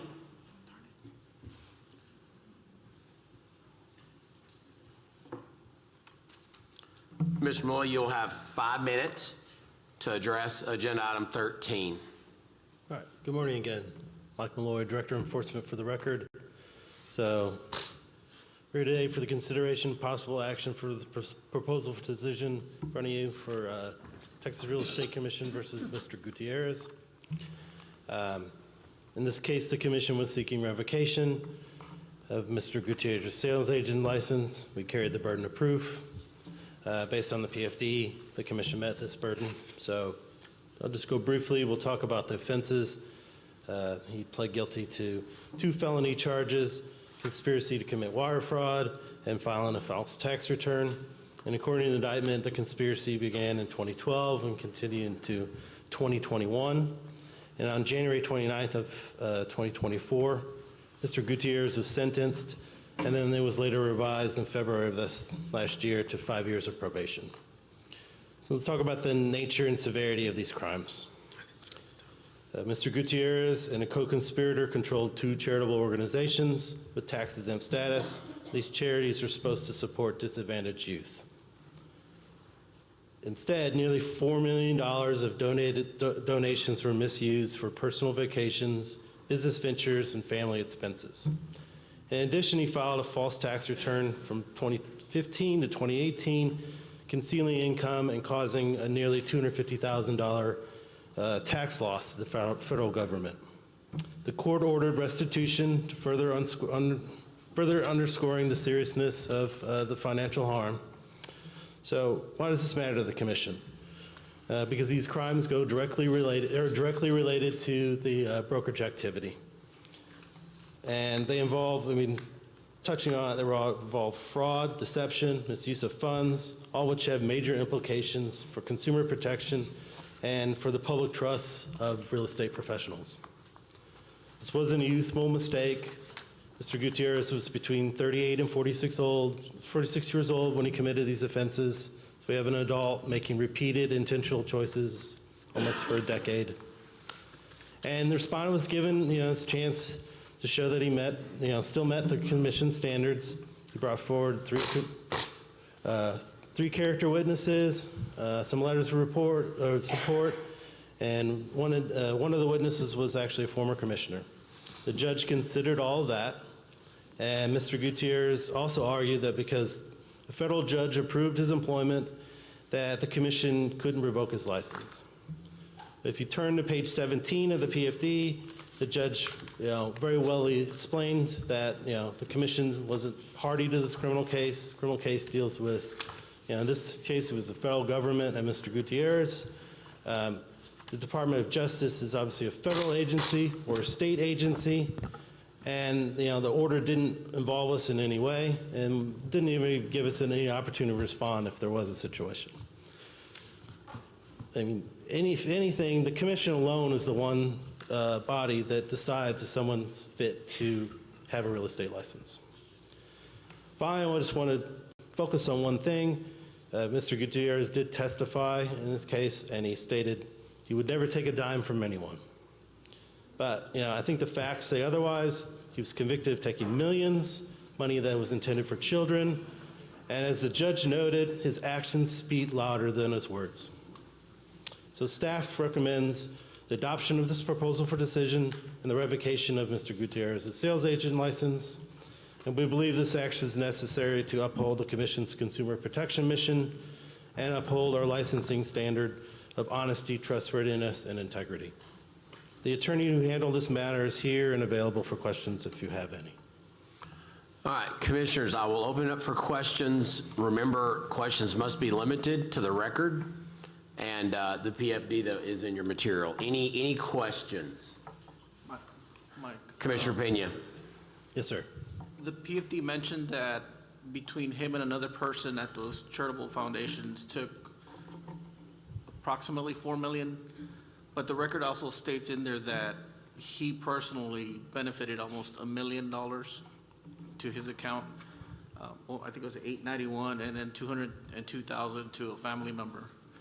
Is that correct? He deferred some of that stuff, I think, probably for tax, to hide that stuff. That's correct. And so the other $3 million went to the other person? I think perhaps.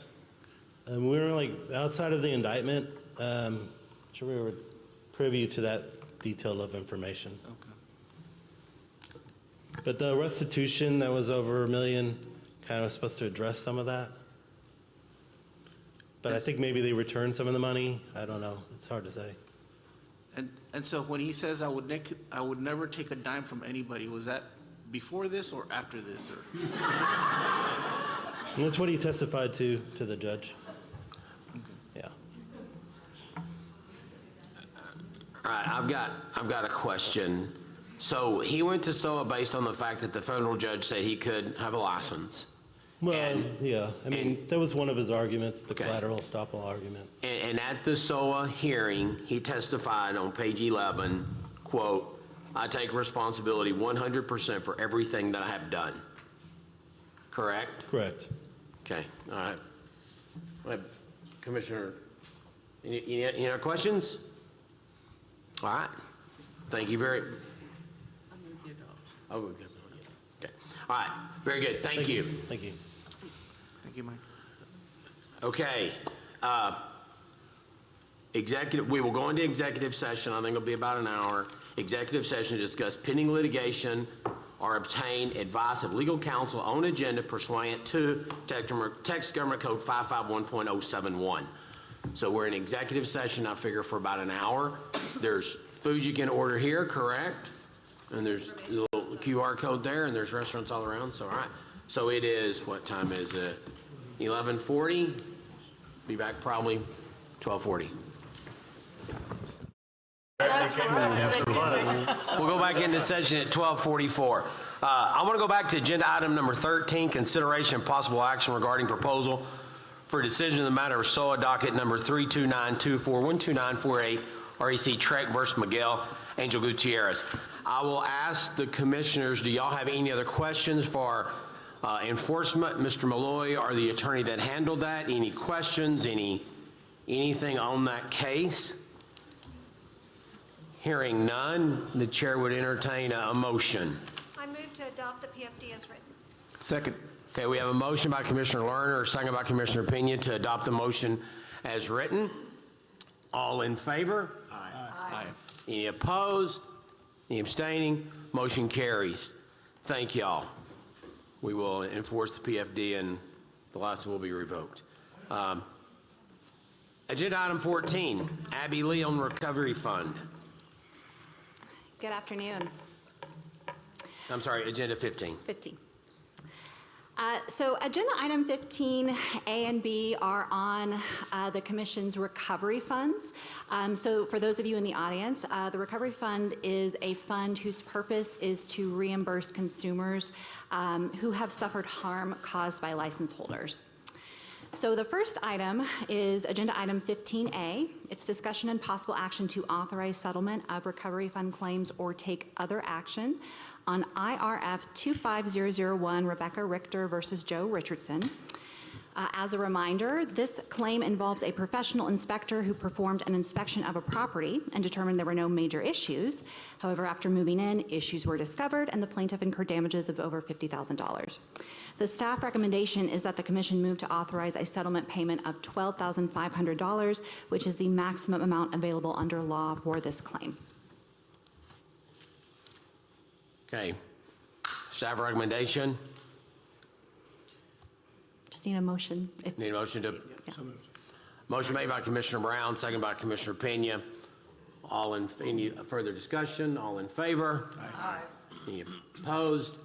Any abstaining? Motion carries. Next. Next is agenda item 15B. It's discussion and possible action to authorize settlement of recovery fund claims or take other action on RF 24004, Michael Laster v. Russ Davis, Joanna Wheeler, and Paragon Gold Realty, LLC. Again, as a reminder, this claim involves a real estate broker who, in a series of transactions with a contractor, advertised lots on MLS for sale and received $900,000 for the construction of duplexes that never began. The staff recommendation is that the Commission move to authorize settlement payment of $250,000, which is the maximum amount available under law for multiple transactions. Staff recommendation, Chair would seek a motion. So moved. Motion by Commissioner Pena, second by Commissioner Brown. Any further discussion, questions? All in favor? Aye. Any opposed? Any abstaining? Motion carries.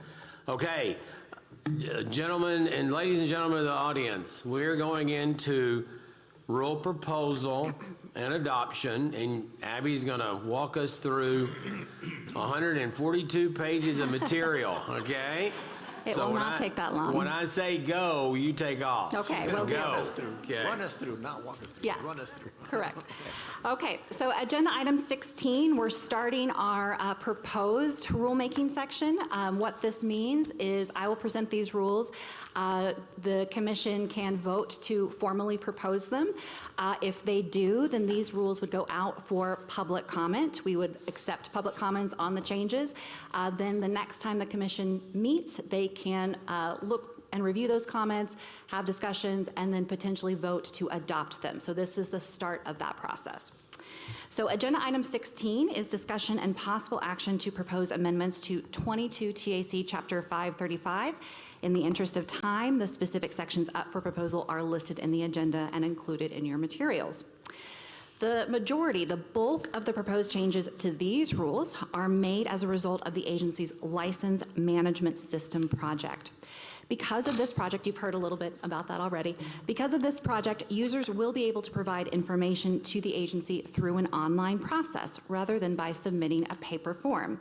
As a result, the rule language is clarified to reflect this change and simply provides that a process acceptable to the Commission must be used.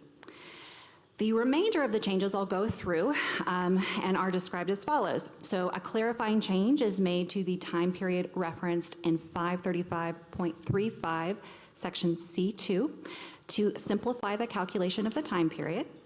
Second, because the license management system project requirements, the proposed changes to 535.62G3 clarify that a course approved for additional delivery methods under 535.62A3 expires on the same date as that of the originally approved course. And the subsection also includes a terminology change for consistency. Next, in 535.75, we have a proposed change in D1 to remove the specific requirements for a distance education delivery course completion roster. This requirement is no longer necessary because of the Commission's continuing education posting system. Additionally, language in subsection D1B8 and D1C is removed to better reflect agency process and requirements. Next, we have language being removed from 535.91C that is no longer necessary in light of the online application process, and so we've renumbered accordingly. A clarifying change is made in B1 to simplify the calculation of the time period as well. In 535.191, a proposed amendment is made to reflect the corresponding change to another rule, 535.91, which removes subsection C, and it's renumbered. And then the changes to 535.208E1 correct references to applicable law. Last but not least, language is removed from 535.403F that is no longer necessary in light of the online application process. A clarifying change is also made to the time period referenced in 403D to simplify and make consistent the calculation of the time period. Additionally, new language is added to 404.3 to provide notice that when submitting online payment, the Commission may collect a subscription or convenience fee required by DIR, the Texas Department of Information Resources. The staff recommendation is to authorize staff on behalf of the Commission to submit the proposed amendments to 22 TAC Chapter 535 as presented, along with any technical or non-substantive changes required for proposal to the Texas Register for publication and public comment. Motion made by Commissioner Renee Harvey-Lowe, second by Commissioner Brown. Wasn't sure where it came from. Any questions, discussion? All in favor? Aye. Any opposed? Any abstaining? Motion carries. Agenda item 17. Agenda item 17 is discussion and possible action to propose amendments to 22 TAC 535.60 definitions, 535.65 responsibilities and operations of providers of qualifying courses, 535.70 definitions, and 535.72 approval of non-elective continuing education courses. These are the proposed changes that you've seen a version of this before. These came to you from ESAC and the Inspector Committee. So the proposed amendment to 535.65G1B1 replaces the phrase check with the photo identification with verify the identification of each student to 1, broaden the language in recognition of technology developments that may allow for this required verification in different ways, 2, help alleviate concerns about the security of a student's personal data while taking a course, and 3, make consistent with language used elsewhere in the rule.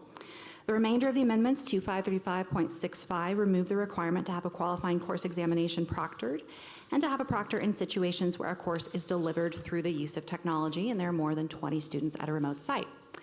The proctoring requirements were recommended to be removed out of concerns that, 1, the exam requirement was unnecessary because the licensing examination itself is proctored, and 2, the requirements generally were overly burdensome. The change to 535.65H1 removes the requirements that the examinations be closed book in light of the removal of the proctoring requirements. And the term classroom delivery is added to 535.65G1C to specify that the obligation applies to that type of course. The language in 535.65H5 is reworded for consistency with similar language found in 535.72. The proposed changes in 535.65M1 and 2 and 72H1 are made as a result of the agency's license management system project. Because of this project, again, users will be able to provide information to the agency through an online process rather than by submitting a paper form. As a result, the language is clarified to reflect this change. The proposed amendments to 535.60 and 535.70 remove the definition of proctor and renumber accordingly for the reasons provided above. And the proposed amendments to 535.72G3B remove the proctoring requirements for inspector non-elective continuing education course examinations for distance education delivery for similar reasons and make clarifying changes for rule consistency. Okay, the staff recommendation is to authorize staff on behalf of the Commission to submit the proposed amendments to 22 TAC Chapter 535 as presented, along with any technical or non-substantive changes required for proposal to the Texas Register for publication and public comment. Motion to approve staff's recommendation. Second. Motion made by Commissioner Pena, second by Commissioner Woodruff. Any discussion, questions? All in favor? Aye. Any opposed? Abstaining? Motion carries. Agenda item 18. So agenda item 18 is brought to you as a result of the agency's quadrennial rule review. As a reminder, that is essentially something I call spring cleaning for rules. It's a requirement under state law to do this every 4 years, look at rules, determine whether their need continues to exist, if any changes should be made. So it's a good opportunity to really go through rules with a fine-tooth comb. So last meeting, we opened up chapters 537 and 543, which we'll get to in a moment. And so these changes being brought to you are as a result of that review. So agenda item 18 is discussion and possible action to propose amendments to 22 TAC 537.63, standard contract form TREC number OP-L, addendum for seller's disclosure of information on lead-based paint and lead-based paint hazards as required by federal law.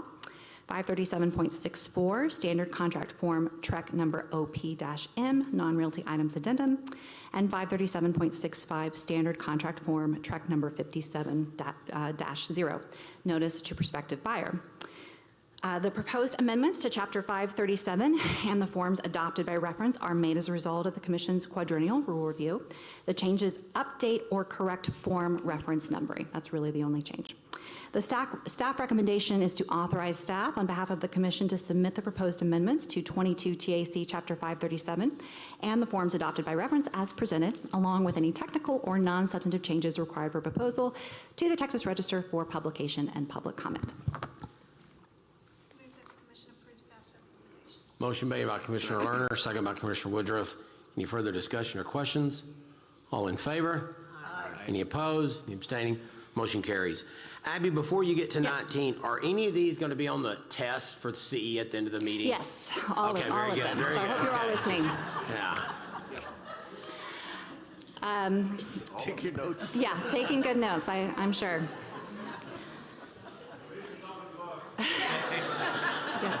Not yet, it's proposed, okay? I have the answers here if anybody else wanted to contribute to the answers. Yeah, exactly. Okay, agenda item 19 is discussion and possible action to propose amendments to 22 TAC 541.2, criminal history evaluation letters / determination of fitness. In the same vein, these are similar changes.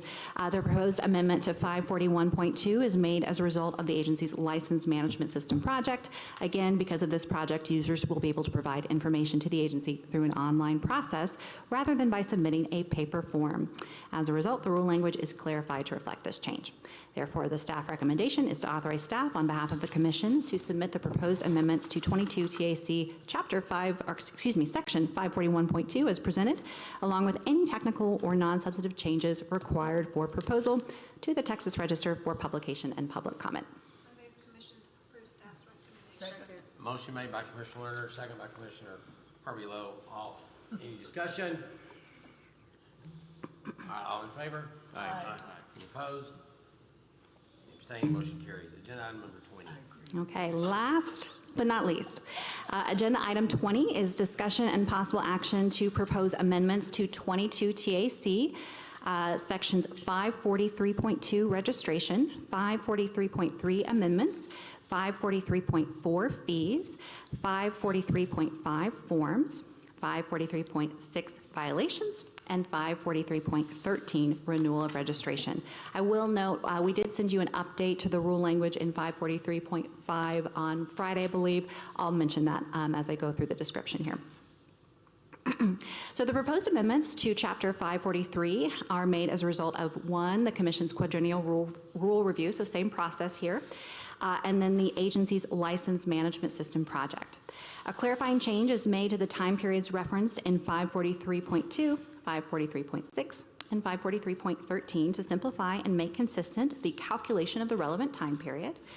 A new subsection G is added to 543.4 to provide notice that when submitting online payment, the Commission may collect a subscription or convenience fee required by the Texas Department of Information Resources. And then again, because of the license management system project, users will be able to provide more information and make payment to the agency utilizing an online process rather than by submitting a paper form or check. So rule language is clarified to reflect this change. This includes removal of references to several of the forms listed in 543.5. That's one of the differences from what we sent on Friday. The two bond forms were added back in. The consent to service of process form adopted by reference is also updated with a new title to differentiate the form with other consent forms. And the changes also contain terminology changes.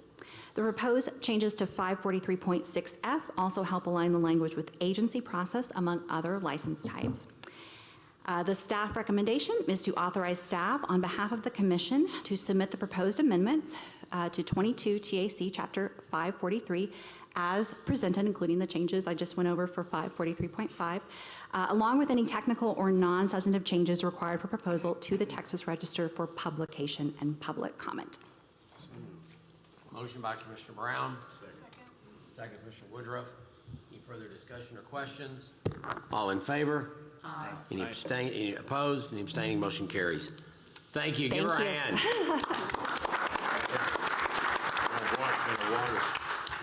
Agenda item 21. Yeah.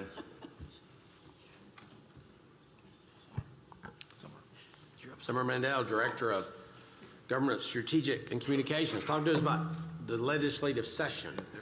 Thank you. Hello again. Summer Mandel, Government Strategic Communications Director. I'm pleased to present to you again, this time about the legislative session. So I mentioned this role in working with offices. Another thing that we do is track legislation that would affect agency operations or the industry that y'all work in. So in total, 10,735 bills were filed this session. We're tracking 453 of them. This is a mix of bills such as like human resources issues, public information requests, meetings, that's state agency stuff, and then some of these real estate related ones. So just a quick update on real estate related ones. The bill that requires condo associations to upload their management certificates with TREC in the same way that HOAs currently do at hoa.texas.gov has passed, and it's been sent to the governor to sign. This bill passed last session, but it got vetoed along with a bunch of others. Not because of the content of the bill or anything. So we think that will go through. So we're already looking at updating the website and making sure it's ready for folks to comply with that. The TREC housekeeping bill, it's HB 3913, was voted out of the House Committee on License and Administrative Procedures last week, and the Senate companion, SB 1968, was passed through the Senate. So as a reminder, it requires the broker responsibility course at the broker's license application and at renewal. And this is regardless of whether you intend to sponsor any agents. This was an initiative of the commission because it's a great course and we want as many people to take it as possible. But also sometimes you don't know if you're going to be sponsoring an agent. So you'll have that ready to go if you desire. It also allows TREC to adjust sales agent qualifying education requirements by rule instead of statute. So that means we don't have to go back to the legislature and ask them to change the law. Provide notice of broker associate complaints to the brokerage that they associate with. Indicate brokerage affiliation on the website. So if you are an associate broker of a brokerage, we could put forth that you associate with that brokerage. I'm saying that a lot. I hope you guys are following the brokerage connections.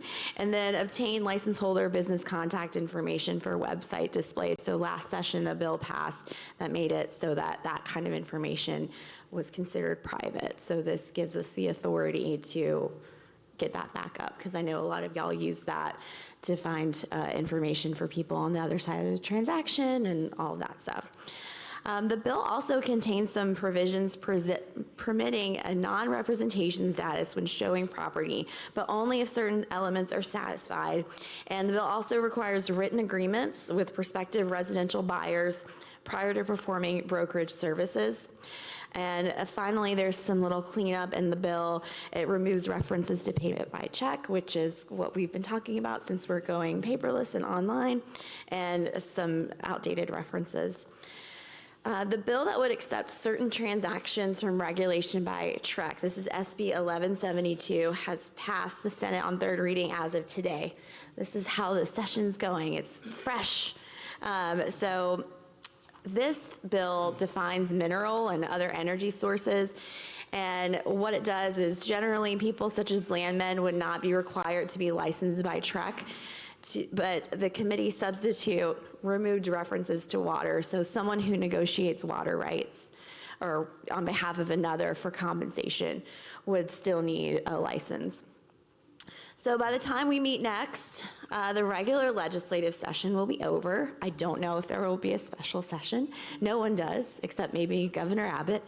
And we'll be in the middle of implementing the legislation that's passed. So practically, this means we're adjusting policies and procedures, so like those bills that are about state agency operations.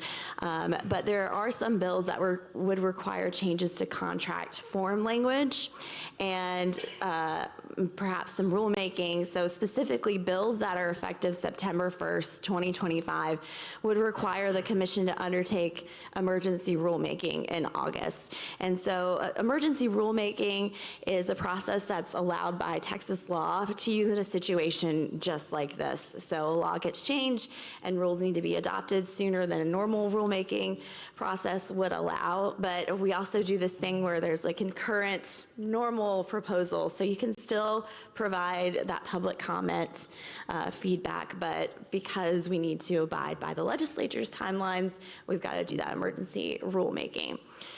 So y'all probably know that sine die, or the last day of session, is June 2nd, but a looming deadline for bills is Wednesday, May 15th, because under the House rules of procedure, this is the last day the House can consider House bills and joint resolutions on second reading. And so this means that House originated bills, if it hasn't made it to a second reading, that's effectively procedurally dead. So by the 15th, we'll have some more updates on what's not really moving. I mean, a lot of things take several sessions to pass. So just because something doesn't happen this session doesn't mean it won't come back in some form or another. This concludes my legislative update. If y'all have questions, I'm happy to try to answer them. Commissioners, any questions? Yeah, one question regarding the housekeeping bill. Is there any discussion around sub-agency in that bill? That's a great point. It actually eliminates sub-agency, which may be a very popular, yeah.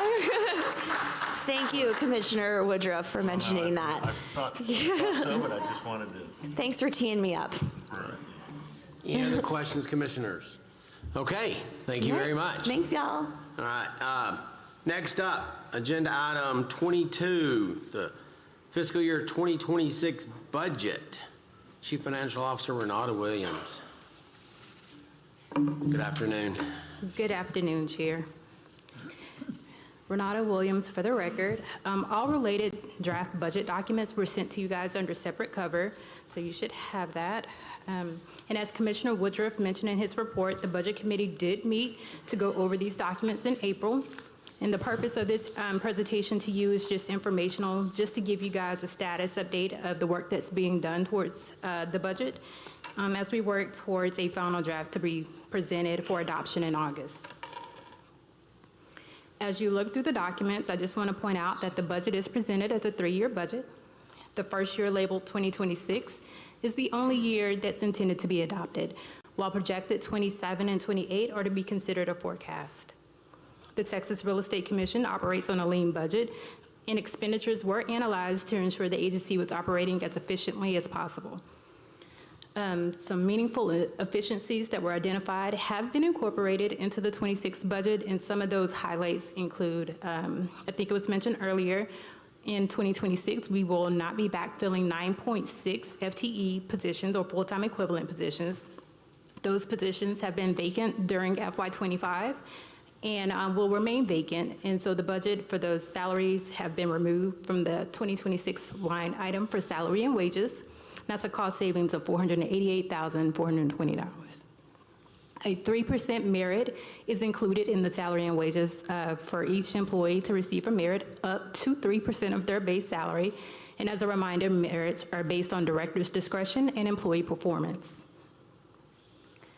Professional fees and services, you're going to see an increase there for that line item. It's for a tentative web development project, which is estimated to be about $400,000.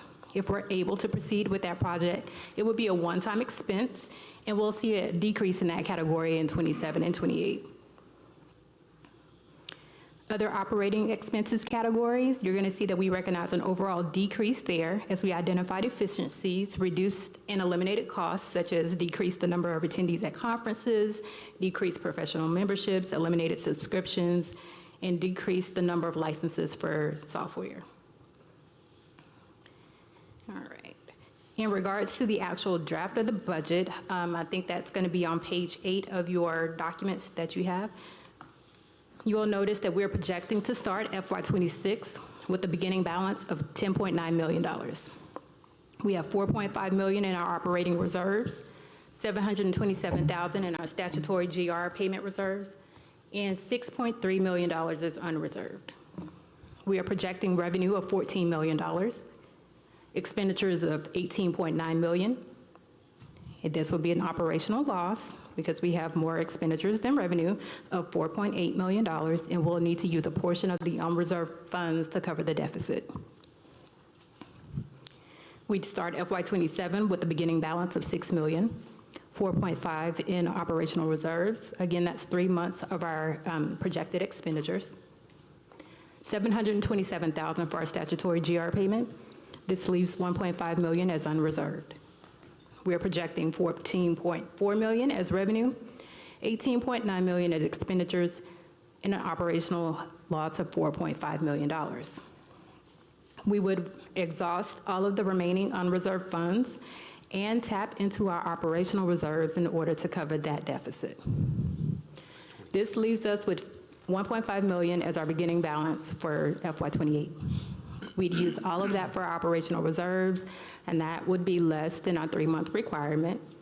We are projecting $13.9 million for expenditures, $13.9 million for revenue, $18.5 million for expenditures, which would also be a $4.6 million operational deficit. The takeaway that I want you all to keep in mind is that we've been doing exactly what we were directed to do by Sunset. We've improved our customer service hold times. We've decreased license application processing times. We've improved our complaint resolution times. And we're exploring options to decrease our expenditures further. But as I showed earlier in my budget report, licensing fees make up 90% of our revenue. And whenever we have a deviation in that category, it affects us greatly. The data shows that we're seeing a decrease in new initial applications for sales agents. And a decrease in this category also affects our exam revenue. Since we have less people coming in applying for a license, we have less people applying to take the exam. Our renewals remain steady. What we are seeing is the industry self-regulating. We saw influx of people come in during COVID. Now we're the pendulum is swinging the other way, and we see a decrease. Now, moving on to the next page, this is going to be your agency staffing. We're not adding any new positions. In fact, as I mentioned earlier, we're eliminating 9.6, and that have remained vacant through FY25, and that will bring our FTE total to 141.68 FTEs in TREC. You have also received the budget and financial administration policies, as well as the investment policy. After reviewing it with the budget committee, there were no proposed changes to any of the verbiage, and it's the same that was approved at the August 2024 meeting. The commission is required to review it annually, and it will be included in the August commission meeting materials as a part of the budget adoption. If there are no questions, staff will continue to work on the budget and refine projections, and this concludes my informational update regarding the first draft of the FY 2026 budget. Commissioners, any questions? All right, thank you. Thank you very much. Thank you. All right, next we will have Jennifer Wheeler. She will give us possible action regarding the Inspector Legal and Ethics Standard of Practice Review Course.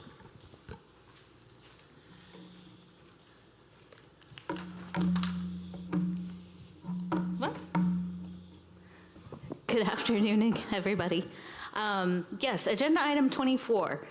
Good afternoon, Chair and Commissioners. Agenda item 24 is discussion and possible action to approve the 2025-2027 Inspector Legal and Ethics and Standards of Practice course content, which was sent to you also under separate cover. And before I make my recommendation, I'd like to acknowledge the writing group who worked diligently with our curriculum developer, Jennifer Gruby, to develop these new text materials. These subject matter experts include 3 people who are here today: Lee Warren, your Inspector Committee Chair, Stephanie User, Inspector Committee Member, and Shannon Gatewood, active participant with the committee. We appreciate each of you for your valuable contribution to these text materials. It was really great working with all of you. Hopefully we'll do it again. These materials have been presented to the full Inspector Committee. As a reminder, the materials presented to you represent the course content, which may include any non-substantive changes. The agency's curriculum developer, along with staff, will add some additional design and formatting to the text to include pulling the instructor notes out and creating a separate instructor manual like we have for broker responsibility and legal update 1 and 2 now. We'll also have a PowerPoint for instructors of this course to use in their presentation. And with that said, staff recommends approval of the course materials as presented with any technical or non-substantive changes, and I'm happy to answer any questions. Motion made by Commissioner Russell. Second, Commissioner Lerner. Any questions? Discussion? All in favor? Aye. Any opposed? Any abstaining? Motion carries. Thank you. Thank you very much. All right, that moves us to agenda item 25, discussion and possible action regarding future agenda items. I've got one I'd like to throw out.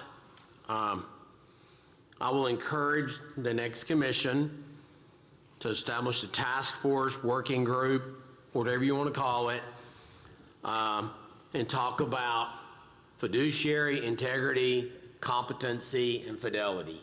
I think our market's having a lot of changes, not only in the, just across all license holders, not just realtors. And I would like the task force to maybe have a couple commissioners, definitely a member of the public. I would like maybe a couple from Broker Responsibility Advisory Group, and then maybe a couple from Broker Lawyer. And just, we studied, you know, unlicensed assistants and showing apps and wholesaling. I just think it's time for the commission to take a deep dive into fiduciary, because ultimately, if you're not representing that consumer with fiduciary integrity and competency and fidelity, I don't think we're doing our job. And there's just a lot of noise outside our industry, and dig deep, don't know where it'll go, but I just like just to look at it. And so I'm just encouraging the next commission to look into that. I'd love to see it on the agenda. Okay, any other ideas for agenda items? Okay, future meeting dates. August 11th in Austin. Might be a workshop also the same day. November 3rd, meeting in Austin. And are y'all good with those dates? I will now adjourn the meeting at 1:18 p.m. We're out of here.